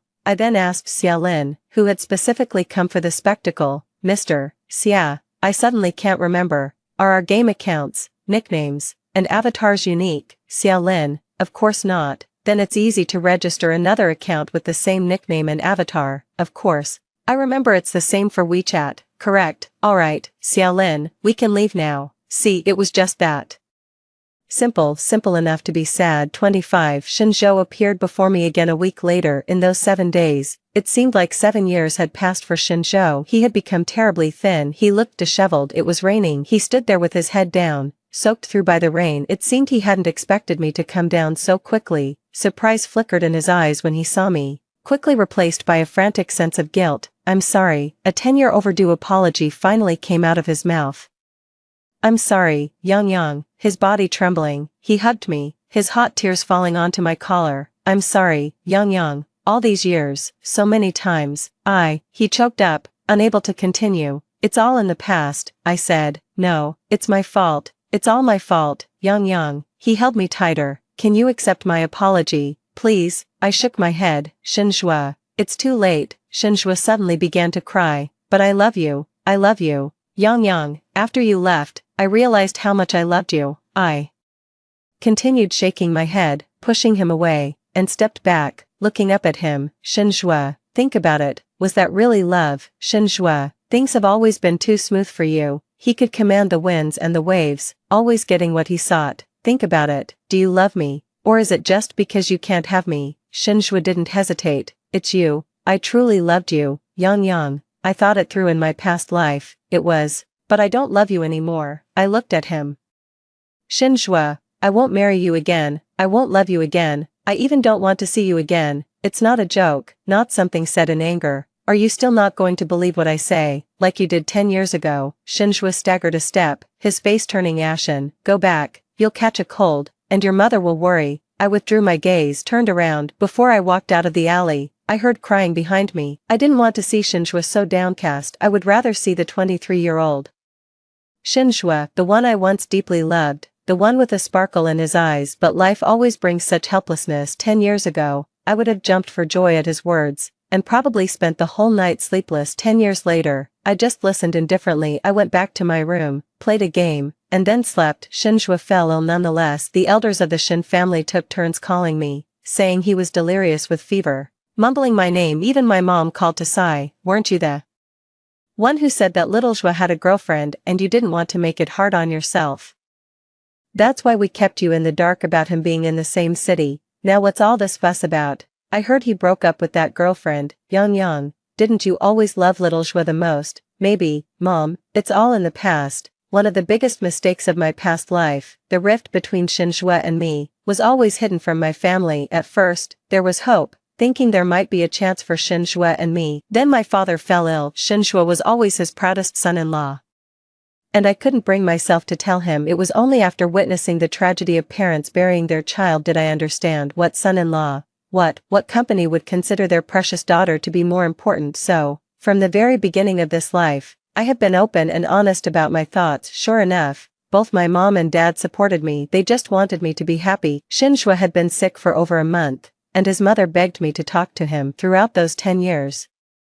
His parents treated me very well, so I didn't refuse. Shinshua was crying softly on the other side of the phone. Shinshua, I said gently, don't dwell on it too much. I was also at fault for the way things ended in our past life. The mistake was not loving myself before loving someone else. The mistake was repeatedly ignoring the lifebuoys around me. The mistake was giving up the whole world for one man. Underneath an avalanche, no snowflake is innocent. A ridiculous lie crafted a decade of tragedy, and I cannot escape blame, but I can correct my mistakes. After Shinshua recovered, he sued Qin Wei. He had always firmly believed that his change of heart had wronged Qin Wei. Before they broke up, he gave her a substantial amount of material compensation. Now, he seems to have changed his mind about that, wanting to take all those things back. I didn't pay much attention to this. Our first game has launched. It's been receiving continuous positive reviews, and revenues have been climbing steadily every day. I wake up to check the data and go to sleep thinking about new games. Occasionally, seeing someone playing our game on the subway can make me happy for a long time. It shows that there are many joys in life,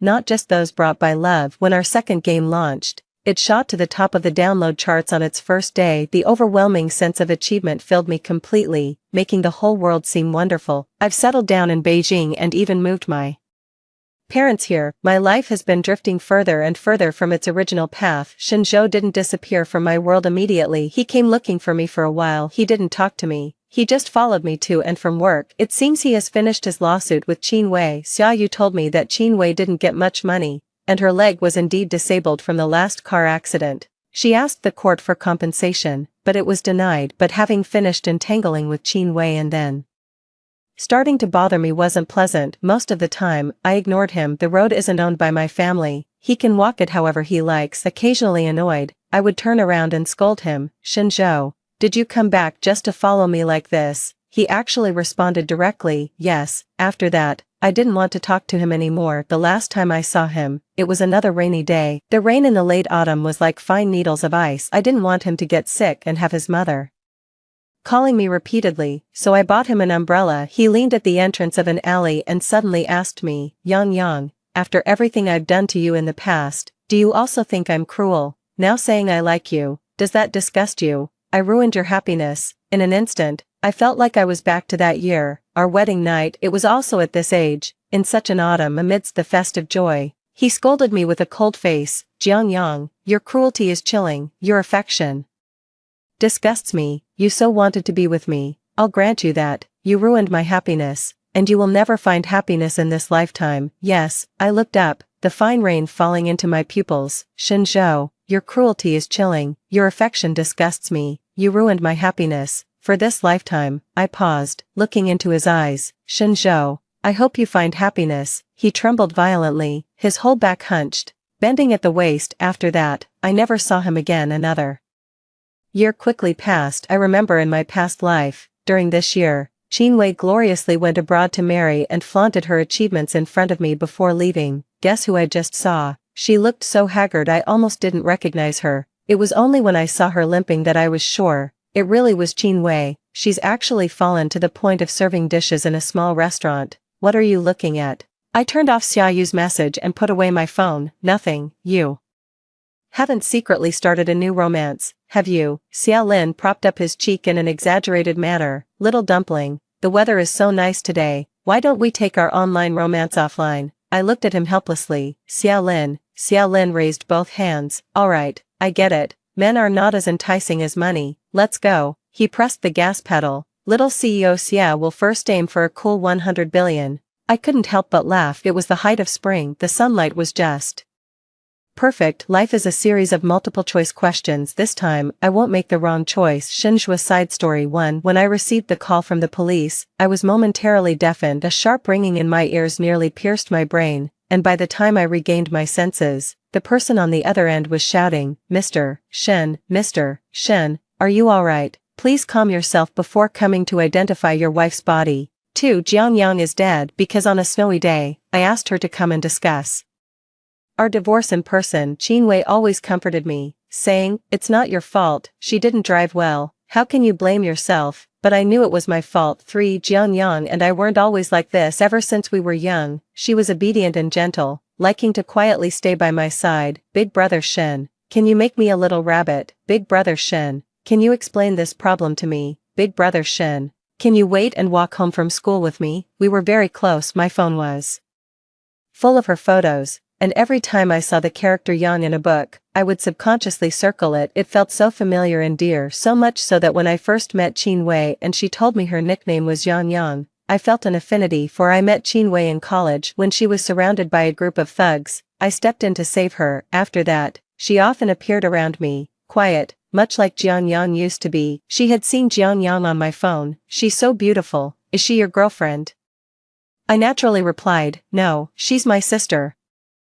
5. I always thought of Jiangyang as only a sister. Whenever my family talked about marrying her, I felt annoyed. Who marries their own sister? Having a life arranged for you breeds rebellion. So when Qinwei cried and told me that my mother had asked her to leave, I held her and said, "I will marry you. I only want to marry you." 6. When did things start to change? Perhaps even I don't know. When Qinwei showed me those chat logs, was my rage only because she wanted me to break up with Qinwei, not because she said, "What does it matter if I ruin him? If I can't have him, no one can." I went through with the wedding just because I was angry, determined to torment her for life, not because, deep down, I wasn't averse to her being my wife. I realized these things actually after Qinwei left and went back to her country. I accidentally overheard her on the phone, crying to a friend. I knew it, he didn't like me that much. He didn't even touch me. Do you know, he never touched me even when we were dating. He really liked Jiangyang. Otherwise, who these days marries just because they spent a night together? 7. It was a call from Jiangyang, 3 days before she wanted to divorce me. By then, I already felt something was off. Over the years, Jiangyang and I constantly argued, initially about her dishonorable actions, which she refused to admit doing, but I had seen the chat logs.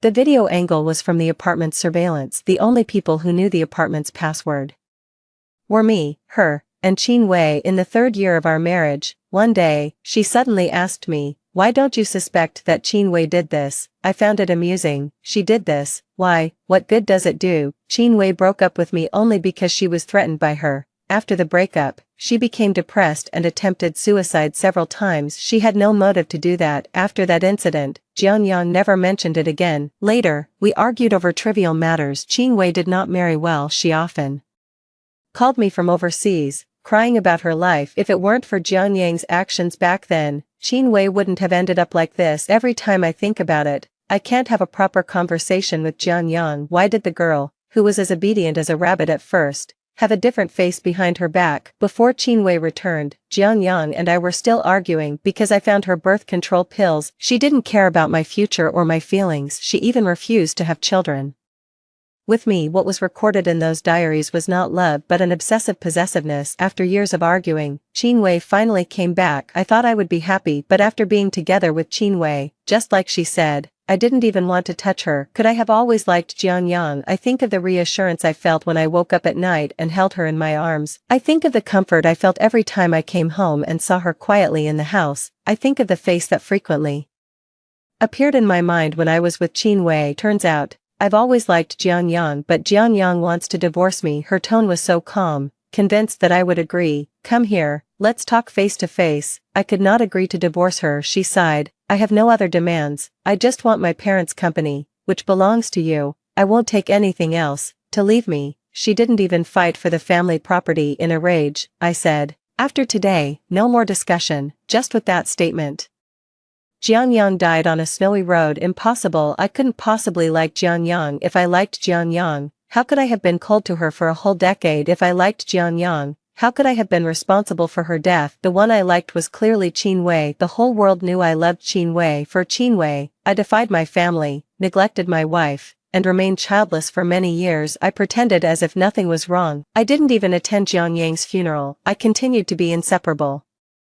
with Qinwei, proposed to her, and prepared a grand wedding. I loved Qin Wei, but when Qin Wei smiled at me in her wedding dress, I joyfully embraced her. Yang Yang, you're back. On the eve of the wedding, I broke down. Jiang Yang's shadow was everywhere. We grew up together apart from the few years in college. I had never been separated from her for more than 3 days. I remember every expression of hers at every age. I think back to every harsh word I said to her over those 10 years. Why was I so harsh on her? It was just a video and a few harsh words. She was 2 years younger than me. Why couldn't I let go of one mistake for 10 years? The cruel one. It was clearly me. I wandered through the city like a walking corpse. Guilt and regret poisoned me, gnawing at my flesh day and night. Qin Wei came to me crying again. She said, "Aren't you going to marry me? Everyone knows I'm going to marry you. Aren't you going to marry me? You said it yourself. You said you love me, that you were going to marry me." All I could do was apologize to her. If there's a next life, I'll repay everything I owe you. If only there really was a next life, I would give 3 lifetimes for a chance to start over. I don't know how much time passed, but it snowed again. I lay on the cold tracks, watching the snow fall like goose feathers as the train rushed towards me. It was just as cold the day Jiang Yang died. If I could do it all over again, I would truly love Jiang Yang. If I could do it all over again, I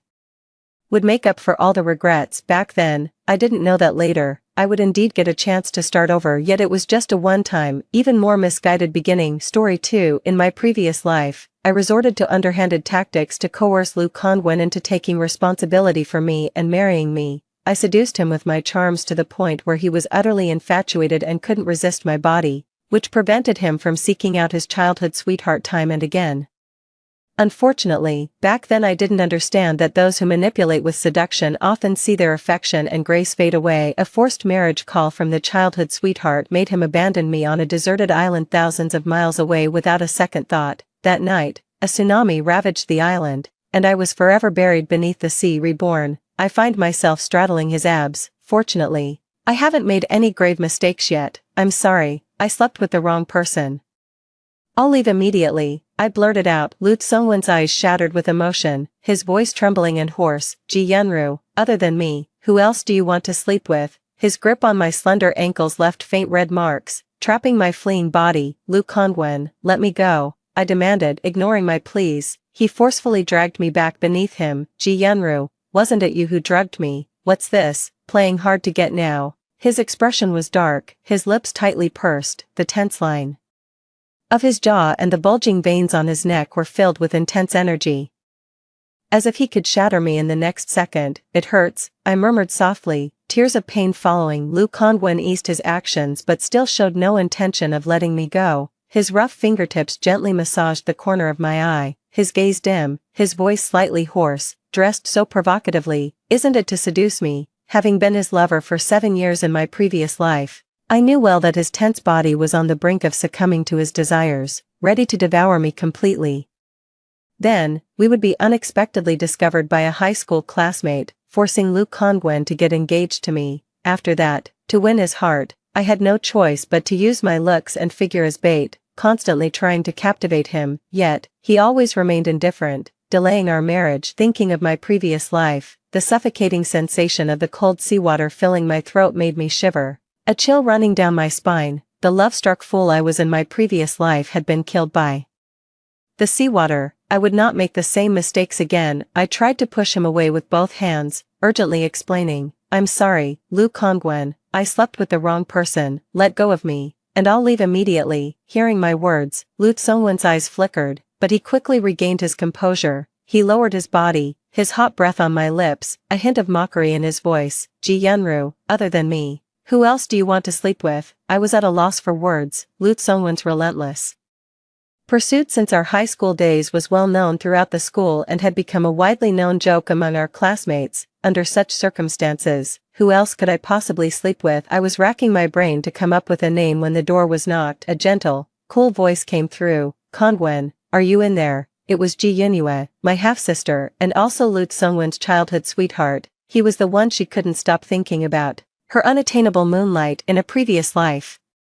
After getting engaged to me, Lu Kongwen remained entangled with Ji Yunue. Whenever Ji Yunue called him in the dead of night, frightened by thunder, Lu Kongwen would drive for hours just to be by her side. Blinded by my love for him, I resorted to the foolish tactic of seductively clinging to him, begging for his affection each time he reached for his car keys. This approach worked. Until our honeymoon, when Ji Yunhue claimed that her family was forcing her into an unwanted marriage and she decided to resist even if it meant death. Ultimately, Lu Kongwen left me behind. Kongwen, are you in the room? The class monitor went to get the room card and will be back soon. Unlike my naturally seductive demeanor, Ji Yunhue always resembled the cool, distant moon among clouds, her personality and voice carrying a fragile chill, the kind that evokes a protective instinct in men in moments of passion. Lu Kongwen would whisper in my ear, "Ruru, your beauty stirs up a desire in me too.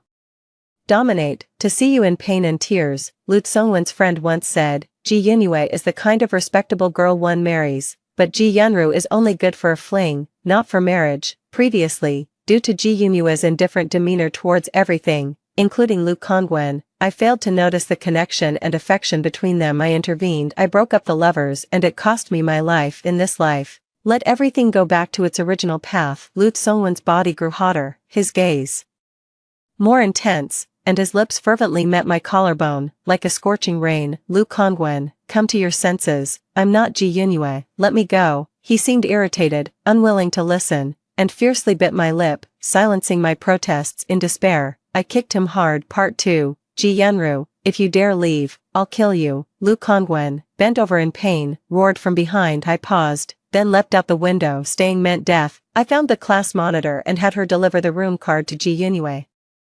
Before leaving, creating a chance for them to be alone, if Ji Yunhue couldn't push Lu Kongwen away, they'd end up together by the end of the night. Then, my father would ensure justice for Ji Yunhue, making Lu Kongwen marry her. Perhaps then, Lu Kongwen would be grateful, and I might escape the control of the Ji family. Having arranged all this, I leisurely returned to the graduation party. Today was the first day to check university entrance exam results. In a past life, both Lu Kongwen and Ji Yunhue were top students who got into the prestigious capital university together. To be with Lu Kongwen, I studied tirelessly, significantly boosting my academic scores, plus a bonus for my dance skills, just enough to join the dance program at Capital University. Lu Kongwen and I got engaged over the summer and his family bought us a house near the university. I devoted myself to creating a tender home life for Lu Kongwen, neglecting my own studies. Ji Yunhue, maintaining her cool, top student persona, remained the perpetual beloved ache in Lu Tsongwen's heart. I returned to the party room, and as I sat down, the teacher raised a glass to me. "Ji Yunru, congratulations on finally making it to the same university as Lu Kongwen. You're a brave girl in my eyes, daring to do anything for the boy you love, but as someone who's been through it all, I must tell you to chase love bravely. But don't forget to enrich yourself and always be a clear-headed, independent woman," the teacher advised. Holding my glass, my eyes suddenly welled up with tears. It's only after being reborn that I realized how profound my teacher's words were. It's a pity that in my past life, I never had the chance to hear them. Even if I had, I wouldn't have grasped their deep meaning. Now that fate has given me a second chance, I am determined not to let my teacher down. "Thank you, teacher, I will remember your words," I said. Before I could compose myself, the class president hurried into the room and whispered in my ear. I gave the keys to Ji Yunhue and left, but Lu Kongwen has called an ambulance. I frowned in confusion. Is Lu Kongwen foolish? He's missing such a good opportunity. The class president, Xiao Xiao, a girl who loved gossip, immediately pulled me to eavesdrop next to Lu Tsongwen's room. Crash, it was the sound of a water glass shattering. It seemed that Lu Kongwen was beginning to lose control of himself. Then came Ji Yunua's soft, frail voice. "Kongwen, I'm willing, please. Stop torturing yourself. It hurts me to see you like this." Lu Kongwen struggled to speak. "Yunhue, stay away from me." Ji Yunhue rushed to hug him. "Why, Kongwen, I don't need you to take responsibility. I just can't bear to see you suffer." Lu Kongwen forcefully pushed her away. "Yunhue, please don't come any closer. I'm not in my right mind. I don't want to hurt you." I gave a bitter smile. So that was it. No wonder they say love is like a hand that reaches out only to pull back again. Because he didn't love me. In my past life, Lu Kongwen pressed me down without hesitation, ignoring my pleas and tormenting me over and over again, nearly leaving me with psychological scars. But with his beloved Ji Yunhue, even though he was nearly fainting from the pain, he still desperately tried to stay conscious because he couldn't bear to touch her. Medical staff arrived and started heading this way. I took Xiao Xiao and turned to leave. I was sure now, I no longer loved Lu Kongwen yet, Seeing his attitude towards Ji Yunhue felt like a stone was pressing on my chest. I couldn't breathe. This must be the melancholy of unrequited love. After that gathering, I didn't go out again. At the dinner table, my dad told my stepmom that Lu Kongwen, the only son of the Lu family, had been drugged and hospitalized. My stepmom was shocked. Who would dare to drug him? Don't they know about the Lu family's formidable power? My dad sighed deeply. Mr. Lu has ordered severe punishment for the person responsible, but young Master Lu refuses to say who it was. My stepmom said, well, why bother with all that? This is a perfect opportunity to get closer to the Lu family. Yunhue, why don't you and your mom go visit Lu Kongwen at the hospital later? Aren't you his classmate? Try to find some common topics with him. See if you can develop a relationship with this heir of a wealthy family. My stepmom smiled cunningly. Ji Yunhue obediently nodded. Dad then said, why don't you take Yunru with you too? With both going, the chances of success might be higher. My stepmom scoffed. Why bring her? Look at her, all dolled up. Do you think the Lu family elders would fancy such a vulgar vixen? My father bowed his head and said nothing, offering me no defense. I put down my chopsticks. I have errands to run today. I won't be going. I went to the immigration office to apply for a passport. When I returned, my stepmom was sitting on the couch, visibly upset, venting to my dad, Yunhue, and I carefully selected several gifts to take to the hospital to visit young Master Lu. But guess what happened? They told us that all visits were politely declined. I told the security guard at the door that we were from the Ji family of Haiqing, and that my daughter Yunhue and Lu Kongwen were classmates. The guard said he would check inside. After a while, the guard came back out, asked for our names, and then went back inside to report. A bit later, he came out again and told us that the young master needed to rest now. We could leave the gifts, and he would personally come to thank us once he had recovered. Isn't this just leading us on? Said the stepmother, visibly upset and breathing heavily. Dad comforted her by rubbing her back. It's good that he accepted your gifts. I heard that recently everyone trying to visit young Master Lu was turned away, and not even their gifts were accepted. The fact that he accepted ours shows that Yunhue still holds significant influence. Upon hearing this, the stepmother's face lit up with joy. Really? Does Yunhue really have that much clout? Does this mean there's hope for her to marry into the Lu family? There's hope, definitely. Didn't the young master say he would visit us personally in a few days? What does that tell you? It shows he's interested in Yunhue, Dad said, his eyes crinkling with a smile. Yunhue, your dad hasn't spoiled you for nothing. This is giving your old man a lot of pride. Once you marry into the Lu family, our status in Haiqing will rise even further. Sitting across on the sofa, Yunhue blushed and shyly called out, Dad, oh, my daughter is shy. He chuckled. The family was filled with laughter and joy. Of course, this happiness had nothing to do with me. In my first year of high school, my mother died of cancer. Before the mourning period was even over, my father brought home Wu Qing, a woman from outside, along with her daughter Yunhue, who was only 2 months younger than me. That's when I realized that for over a decade, while relying on my mother's family's influence to build his career, my father had been supporting a mistress on the side. With a stepmother came a stepfather. My father, once utterly devoted to me out of fear of my mother, had become entirely devoted to Yunhue alone. He neglected me completely. All household responsibilities were handed over to Wu Qing, who pinched pennies on my living expenses and mocked me, with my father turning a blind eye. After Yunhue transferred to my class, she and Lu Kongwen, who knew each other, became particularly close, which made me incredibly jealous. It turned out that the country villa where my father used to support Yunhue and her mother was right next to Lu Tsungwen's grandmother's house. Every year when Lu Kongwen came down for vacation, he would play with Yunhue. He was originally saddened by Yunue's departure. Unexpectedly, she transferred directly to our class and became his desk mate. Truly, fate can tie people together across thousands of miles, but without it, even those close by can be strangers. In my past life, I foolishly fell in love with a man who was not mine. I deserved my tragic end. Returning to my room, I sent out an email. Professor Steve, I am delighted to be your student. I have prepared my passport and will soon head to the UK. In my past life, all my life goals revolved around Lu Kongwen, causing me to abandon my own talents. The London Dance Academy noticed my dance videos online and recognized my award-winning history. You should be the one to make the final decision, extending an olive branch to me. But to attend Jingdai University with Lu Kongwen, I firmly declined the professor's invitation. This life, I have come to my senses. It was a world-renowned institution that many dancers dream of in this lifetime. I must seize the opportunity to shine brightly on the dazzling stage. After sending the email, I took a bath, slipped into a silk camisole dress, and comfortably lay down on the bed. Feeling sleepy, the ringtone of my phone went off, and without looking to see who it was, I squinted and answered. After the call connected, the person on the other end didn't speak for a long time. Confused, I looked at the screen. Oh no, I had accidentally answered a video call on the screen. Lut Sungwon's gaze was obscure and unclear. Seeing me look up, he awkwardly turned his face away. I quickly adjusted my disheveled straps and pulled the blanket over my exposed shoulders. What do you need? I asked. Feeling a bit guilty, I hadn't expected that the medicine would land him in the hospital. Was he going to settle scores with me? Ji Yenru, I've been lying in the hospital for 2 days, and you haven't come to see me. I wasn't sure if it was my imagination, but his tone seemed slightly aggrieved. I shook my head. I must have heard wrong. Such a proud man like him feeling aggrieved. Who do I think I am? Ji Yenru was stopped at the door by you. I would have faced the same rejection, so I didn't waste the cab fare. It's different with you. I told them to let you in if you came. Lut Sungwon's voice carried a clumsy eagerness.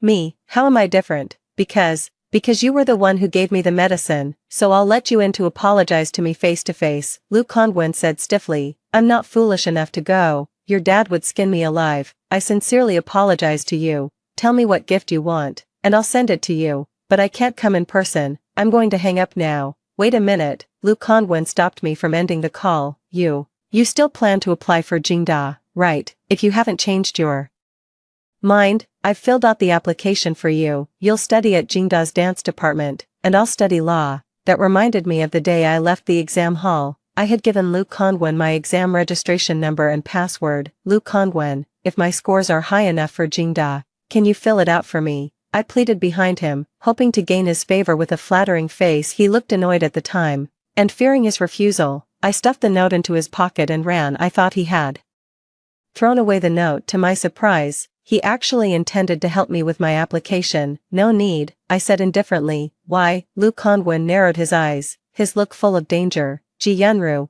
what do you mean? Don't you want to go to Jingda anymore? What was all your hard studying for? I was about to tell him that I wasn't going to Jingda, that I wanted to study further at the London Dance Academy, but then I thought it over and decided not to complicate things without my father's approval.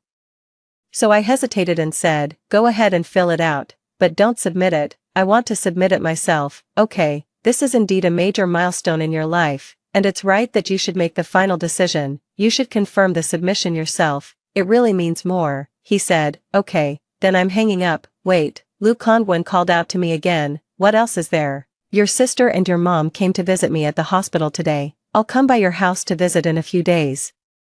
There's no need to update me about your plans. Goodbye, Chia Chiao called me, inviting me to her birthday party. She specifically mentioned, your crush will be there too. I heard he got a new hairstyle, looks even more handsome. Who is my crush? Who else but Lut Sungwon? Are you saying Lut Sungwon is going too? I was quite surprised, knowing Lut Sungwon. He's always been rather aloof. Apart from the last gathering organized by our homeroom teacher, he never took part in any class activities. Since our last phone call, I had not contacted him again. After being reborn, I value my life more and try to stay as far away from him as possible. Chia Chiao, I just remembered, I have an English class tomorrow and can't make it to your party. How about I drop off the gift at your house after class? Not good enough. Ji Yenru, you're about to go study in Jing City with Lut Sungwon. Who knows when you'll see each other again? Skip class and come to my party. I had no choice, as Xiao was the only one who stood by me when the whole school laughed at me. She always said I was a girl with a clear heart, daring to chase what I liked, a courage many lacked. So, when classmates mocked me as a cheap follower, Xiao would stand up and retort, when you have the courage like Ji Yenru, then you can mock others. Don't think I don't know, you all just secretly pine and don't dare to say a word in person. During my absurd high school years, she never left my side, thus, I couldn't miss her birthday. After my IELTS class, I rushed to the hotel. Xiao's family is well known in Haicheng, so her birthday party was quite grand. I dressed simply in jeans and a white t-shirt, which felt somewhat underdressed. Lut Sungwon was sitting on the sofa, with Ji Yunhua by his side. He had gotten a buzz cut. His handsome features now appeared more striking and robust. He was tenderly pouring juice into Ji Yunhua's glass, a gentle aura enveloping him. Ji Yunru wore a pristine white dress, looking pure and graceful like a noble snow lotus, truly a match of equal talents and beauty. Anyone would comment on their perfect pairing. When I looked over, Lu Kongwen just happened to look up and our eyes met. He raised an eyebrow slightly and lifted his chin, signaling me to come over. His demeanor was proud and relaxed. I pretended not to see and chose the farthest seat from him. His expression instantly darkened. His friend, taken aback, teased, "No way, Ji Yunru usually can't wait to throw herself at young Master Lu. What's with her today?" I calmly smiled. I was young and naive before. Recently I had an epiphany, decided not to bother young Master Lu anymore. That's impossible. I'd believe the sun rose from the west sooner than believe Ji Yunru doesn't like Lu Kongwen. You've been after Lu since freshman year. Everyone knows. What happened, Ji Yunru? Nothing happened. A youthful crush can come suddenly and go just as quickly. Isn't that normal? I said lightly. Really? Everyone was shocked by my unusual response today, looking puzzled at each other and at me. Looking at Lu Kongwen again, his lips were tightly pursed, his tongue lightly pressing against his cheek, his tone dripping with sarcasm. Ji Yunru, being liked by you is truly bothersome. I don't even like the snacks you send me, and I've carelessly thrown away the little gifts you left on my desk. It's also a headache always having to explain things to you. It's simply a waste of my time. I used to worry that if I rejected you too often, you might take it badly. Now that you've figured it out on your own, it's good. It shows you still have some self-respect." Though he spoke matter-of-factly, his tone was unmistakably scornful and relieved, as if he had shed a heavy burden. Ji Yunhua tugged at his arm, chiding in a moderate tone, "Kongwen, no matter what, Yunru is a girl. Why do you always talk to her this way?" Her demeanor and tone made everyone perceive a close relationship between her and Lu Kongwen. Pitying glances were cast in my direction. I clenched my fists, nails digging into my skin, yet I felt no pain, only an indescribable awkwardness. Seeing my distress, Xiao Qiao immediately became furious. She was dressed in a fluffy princess dress today, originally aiming for a soft and cute look, but now she stood with hands on her hips, fiercely berating without mercy. "Lu Kongwen, when Ji Yunru liked you, you never showed her a welcoming face. Now that she doesn't like you speak with such sarcasm. What is this? Just because you don't like her, everything she does is wrong. Today I invited you thinking that Ji Yunru still liked you, but now that she has come to her senses and cut her losses, you are no longer welcome at my birthday party." Lu Kongwen, always a proud loner, naturally would not stay a minute longer. Upon being dismissed by Xiao Qiao, he stood up and walked out. Ji Yunhua hurriedly followed him, saying, "Kongwen, wait for me." Xiao Qiao turned back and hugged me. "Sweetie, I didn't arrange things well today. Let's not fall for such a cold-hearted man. Later, I'll introduce you to my cousin. He's handsome, studied abroad, and now manages our family's big company. He's definitely no worse than Lu Kongwen." As Lu Kongwen was walking by us, he paused upon hearing Xiao Qiao's words. A shadow crossed his eyes, and he gave me a complex look before sitting back down. "I haven't eaten the birthday cake yet. I'll leave after having some." Everyone, "Fine, then I'll cut the cake now and get this over with." Xiao declared. A 3-tier rainbow cake tower was wheeled in, and Xiao insisted that I join her in cutting it. Just as I leaned forward to cut the cake, Ji Yunhua, who had just risen from her seat and hadn't yet settled back, suddenly lost her balance. She bumped into me, causing me to smash into the cake tower. Instantly, a messy blob of cream smeared across my white t-shirt, embarrassingly right across my chest. "I'm sorry, Yunru, it wasn't intentional," Ji Yunhua said nervously, trying to help me wipe it off. But the more she wiped, the larger the smeared area grew. Many of the boys stared openly. I felt so embarrassed I wished the ground would swallow me up. Xiao quickly shielded me.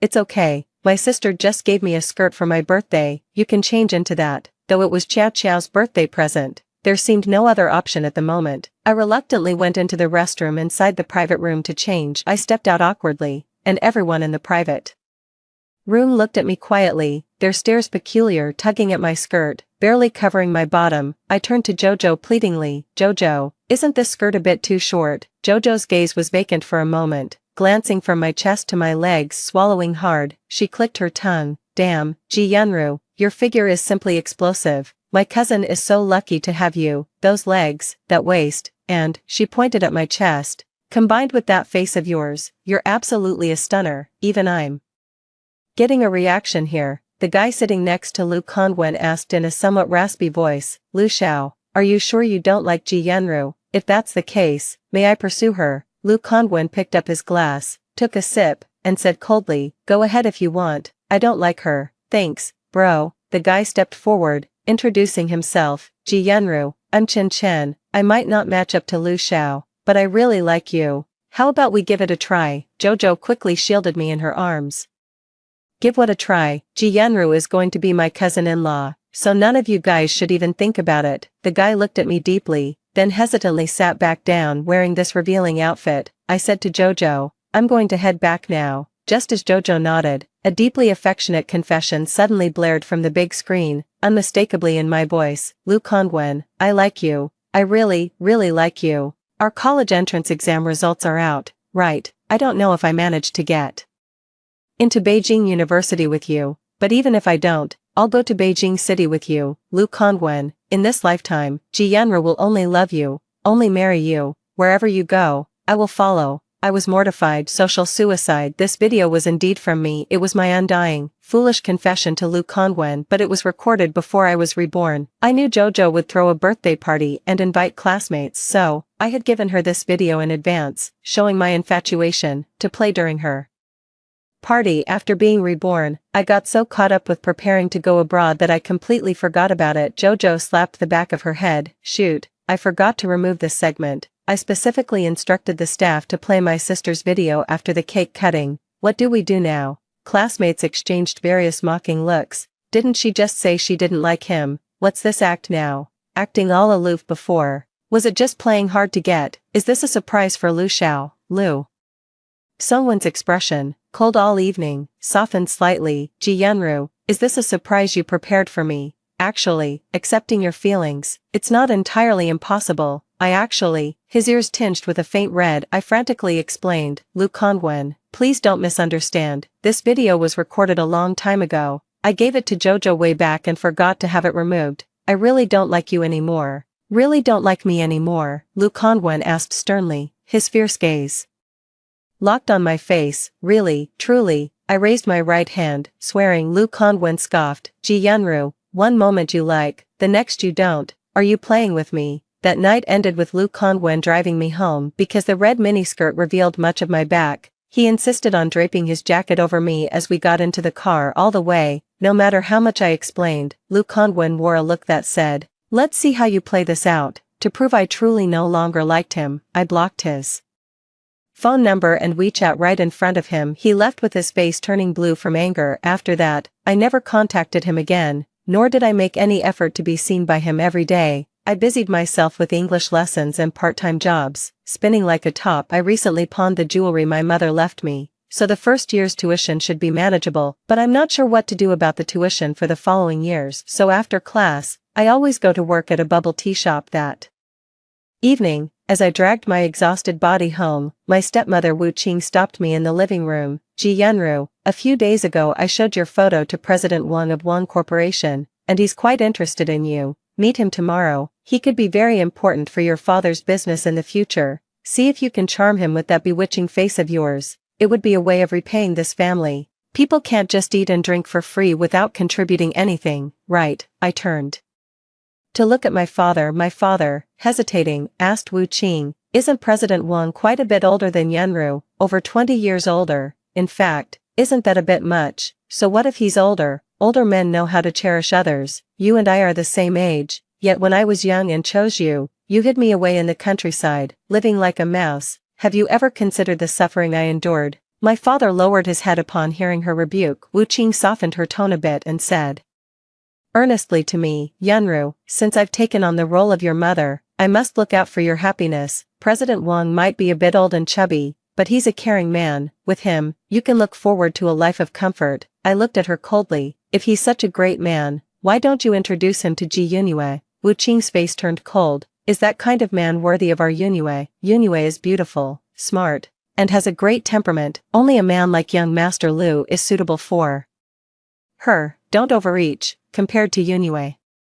Do you think you even come close? My father kept his head down and remained silent. I knew then that the matter was settled and that resisting was futile. Wu Qing hated my mother and despised me from the day I stepped into this house. She had been instigating my father to make me drop out of school. Ji Yanru isn't good at studying, and all she has is her looks. If we don't make use of it now, do we wait until she's old and faded? Over the years, she arranged for me to meet various sleazy, middle-aged men, trying every way to squeeze out all the value I could offer. Worried about my future and desperate to escape this family, I took the risk of drugging Lu Kongwen, hoping against hope to marry him, but I never expected that in my previous life, I would still end up tragically. I had just come of age, and facing the manipulative web of adult interests, I felt utterly powerless. I sighed. Give me 100,000 yuan, and I'll meet with this President Wang tomorrow. Wu Qing, her face freshly treated with thermage, displayed a deep sarcasm. So you were waiting for me to say that? Fine, I'll give you the money. Whatever President Wang wants you to do tomorrow, you do it. As I went upstairs, I glanced back unintentionally. Ji Yunue, who had been silent on the sofa, had a slight mocking smile on her lips. Seeing me look her way, she quickly managed her expression, returning to her usual aloof demeanor. President Wang was less than 6 meters tall, nearly 200 kilograms in weight, with a belly like he was 10 months pregnant. From the moment I sat at the table, he stared greedily at every inch of me, his gaze undisguised. He even took the opportunity to pour me a drink to touch my hand, very smooth, like a slippery little eel. He laughed lewdly. I suppressed my disgust, comforting myself. It's alright, Ji Yanru, you'll be leaving here soon. And now you have an extra 100,000 yuan for security. Eventually, as President Wang led me upstairs in a daze, Jojo burst in shouting, so this is where you were, Ji Yanru, you promised to go shopping with me and stood me up for a date. Let's see how I deal with you. She forcefully grabbed my arm and dragged me out. President Wang refused to let go. Miss, how could you just take her away like that? I was not finished talking with Miss Yunro. Jojo, sorry, uncle, I still have unfinished business with my sister. We need to leave. As she spoke, she dragged me into the car. In the car, I lay fearfully on Jojo's lap, my palms drenched in cold sweat. Jojo, if you had been even a moment later, you wouldn't have seen me again. Jojo gently patted my back, her tone filled with concern. Yunro, your stepmother is too cruel. How could she force you into the arms of such a man? Why doesn't she use her own daughter for such deals? My body shivered as I bitterly closed my eyes. Jojo held me tighter. Yunro, leave that home. I'll take care of you. I wrapped my arms around her waist, feeling a warm surge in my heart. Having Jojo as a confidant in my troubled life is a blessing I no longer regret. But Jojo's father has several illegitimate children, and she herself isn't happy. How could I possibly burden her more? I nestled closer in her embrace. Jojo, it's okay, I just need to hang out a few more days. As soon as I find the right moment, I'll leave that house for good. What about Ji Yunyu? No matter what, she's your sister. Can she really just stand by and watch her mom do evil without intervening? I recalled Ji Yunyu's mocking smile from last night, which sent a chill through my heart. We're sisters without affection, and there's no reason to morally obligate her. You are too kind, always thinking of others, Jojo said, poking my forehead in frustration before holding me even tighter. After getting out of the car, Jojo initially wanted to come in with me and confront my stepmother, but I didn't want her to get involved in the messy affairs of my family, so I firmly sent her away. Before I even entered the living room, I heard Wu Qing's cheerful laughter, peppered with ingratiating words. Were there guests at home? As I entered, I locked eyes with Lu Tsongwen, who sat prominently in the living room. His handsome face first registered surprise, then displeasure at seeing me in the seductive cheongsam. The cheongsam, a gift from Wu Qing, clung tightly to my figure, accentuating my curves in a way that seemed to beckon invitingly to men. Though Wu Qing had given me the dress, her face now looked displeased. Lu Xiao is our guest, and you're dressed like that. Go upstairs and change. How could you wear this? It's indecent. Ignoring Lu Tsongwen, I went straight upstairs. After changing, I lay on my bed, lost in thought, and chose not to go downstairs again. I knew Wu Qing didn't want me there, and there was no point in seeking discomfort. After drinking some alcohol, I was almost asleep when a knock at my door woke me. Lu Tsongwen's cold voice came through. Ji Yun Ro, open the door. Confused, I opened the door and looked up at the tall man before me. Undoubtedly, he was blessed with perfect looks, a top-tier family background and intelligence to match. My past infatuation with him wasn't without reason. What do you need? Lu Tsongwen's eyes softened, a tenderness in his voice I had never heard before. I thought your bedroom was the sunny one on the second floor. Not realizing it was in the attic, it used to be on the second floor, but after Wu Qing and Ji Yunyu moved in, my bedroom was given to Ji Yunyu. Did you go on a blind date today? How was it? Did you like the person? He tried to appear natural, but the tense line of his neck betrayed his current nerves. It wasn't a blind date, I said. My family wants to give me away to a man 22 years my senior in exchange for a business license. Pity was undisguised in his eyes. I'm sorry, Yunru. I didn't realize things were so tough for you at home. I'll talk to Uncle Ji later and try to lean our family resources towards him so he won't have to degrade himself by selling his daughter for honor. It's okay, I'm used to it. In my past life, my situation wasn't any better, but as my husband, Lu Kongwen was completely oblivious to my suffering because he didn't like me, he didn't care about me. His indifference even led Wu Qing to mock and ridicule me every chance he got, turning me into a joke among the elite circles. So now, his pity, I don't crave it at all. Lu Kongwen cautiously watched my expression. May I come in and sit? It's not convenient, I replied coolly. Lu Tsongwen's gentle facade finally crumbled. He was never good at cajoling women. Ji Yunru, must you speak to me in that tone? What tone would you prefer? The infatuated one I used when I used to chase after you. Lu Tsongwen's chest heaved with anger, and it took him a long time to calm down, finally giving up. Forget it. I won't argue with you. I came to ask why you haven't submitted yet. The deadline for college applications is tomorrow. I've filled it out for you, just confirm it. It's not hard, I know. Let me review and modify it before submitting. What's there to modify? I've enrolled you in the dance department at Jing University, and the following choices are schools close to Jing University. You said even if you can't get into Jing University, you want to go to Jing City with me. You used to find me annoying, didn't you? That was before, and now.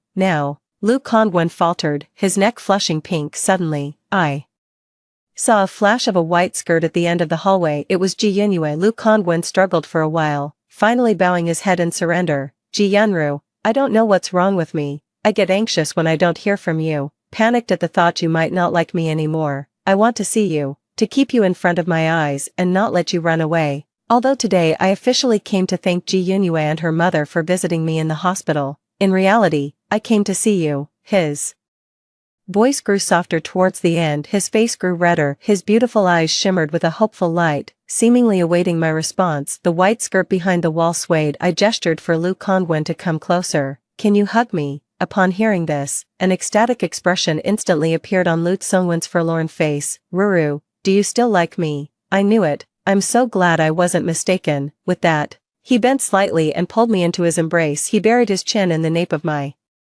neck, his tone addictive. Ruru, it's like I'm poisoned by you. I'm lost all day. I pretended to patiently pat his back. In my past life, I loved him to the point of madness. He was always lukewarm towards me, and I was constantly afraid of being rejected by him. So, every time he put on his suit and was about to leave, I would tiptoe to kiss his chin and rub against him playfully. Often, this would lead to him carrying me back upstairs, and he would skip going to the office. Back then, being held in his arms felt incredibly blissful, but now, lying in his arms, I feel an inexplicable irritation. I squirmed, trying to escape. Don't move, Ro. His voice carried an unnatural embarrassment. I then realized he was physically reacting. I dared not move carelessly anymore. Lu Kongwen was quiet for a while, but the urge didn't subside. He shifted his lips and kissed my neck. My body stiffened, and before I could push him away, he sought my lips again. Lu Kongwen, this isn't the right place. Let's go to the room, I suggested. Lu Kongwen, without ever loosening his grip on my waist, pushed me into the room and kicked the door shut. After Lu Kongwen left, I went downstairs for a drink. Wu Qing was proudly listing the precious gifts Lu Kongwen had brought over to my father. This makeup set must be worth tens of thousands, right? It's not even available in the domestic market yet. And this wild ginseng, I don't know how much it costs. I've never seen such a large one. Seeing me, she lifted her chin with arrogance and said, Yunro, come see the gifts your sister's boyfriend has brought. There are so many I can't even name them all. He must really adore our Yunyu. I smiled. Yes, Yunyu is really fortunate. It seems you are right. Everyone has their own fate. No matter how hard I try, I can't compare to even a finger of Ji Yunyu. Wu Qing smiled contentedly. At least you know your place. I went upstairs and knocked on Ji Yunyu's door. She was wearing a pure white dress, but her complexion was dull and lifeless. I smiled. Can we talk? Talk about what? Her tone was icy, lacking her usual carefree demeanor. You saw everything just now, I said with a smile. Ji Yunyu angrily turned her face away, refusing to look at me. Tell your mom to give me 5 million so I can go abroad. I won't compete with you for Lu Kongwen, I stated. On what grounds? You think your worthless life is worth 5 million? Her tone was more venomous than ever. Whether it was my words that angered her, or if this was her true face showing. On what grounds? Because Lu Kongwen likes me now. I have a better figure and prettier face than you, and I can attend the same university as you. If I decide to seduce him, you'll never have a chance to be Mrs. Lu. Ji Yunyu looked at me with intense jealousy, but being clever, she eventually gave in. I'll talk to my mom.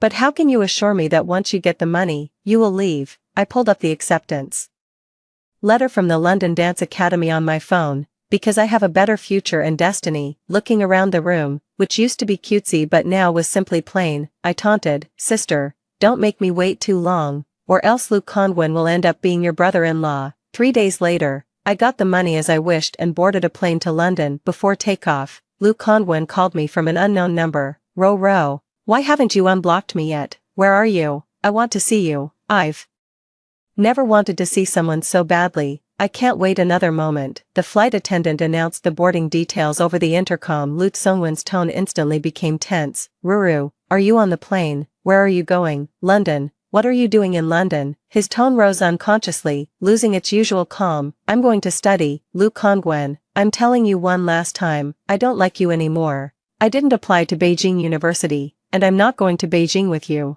Don't contact me anymore. What do you mean? What about that night in your room? I scoffed. That night, nothing happened, right? That day, to make the act complete, I had let Lu Kongwen into my room, but once inside, I pulled away from his embrace. He calmed himself down for a long time, waiting for his body to settle. Then, I pleaded with him to explain the details of filling out college applications. We stayed in the room for a long time, but actually, nothing happened in this lifetime. Lu Kongwen never even touched my lips, but with the illusion of that night, I blackmailed Ji Yunyu and gained my freedom. There was a long silence on the other end. Just when I thought Lu Kongwen would hang up, he finally spoke. Ruru, I really do like you. It used to be you chasing me, and I didn't cherish it. From now on, I'll be the one chasing you, and I will show you a sincerity greater than you ever showed me. I remained silent and hung up the phone. Lu Kongwen visited London before the term started at Beijing University, but I kept avoiding him. He spent several days downstairs at my apartment building, finally returning to the country. Disappointed, his emails kept coming, filled with his longing for me and his deep love. He even sent me a black card, hoping to ease my financial burden and make my life easier. If this had happened before my rebirth, I would have been profoundly grateful for his concern, but now, his belated affection felt worthless as weeds. I deleted his emails and sent the black card back. Later, he somehow got my new mobile number and called to say he would visit me in London during the winter break and asked me to wait for him.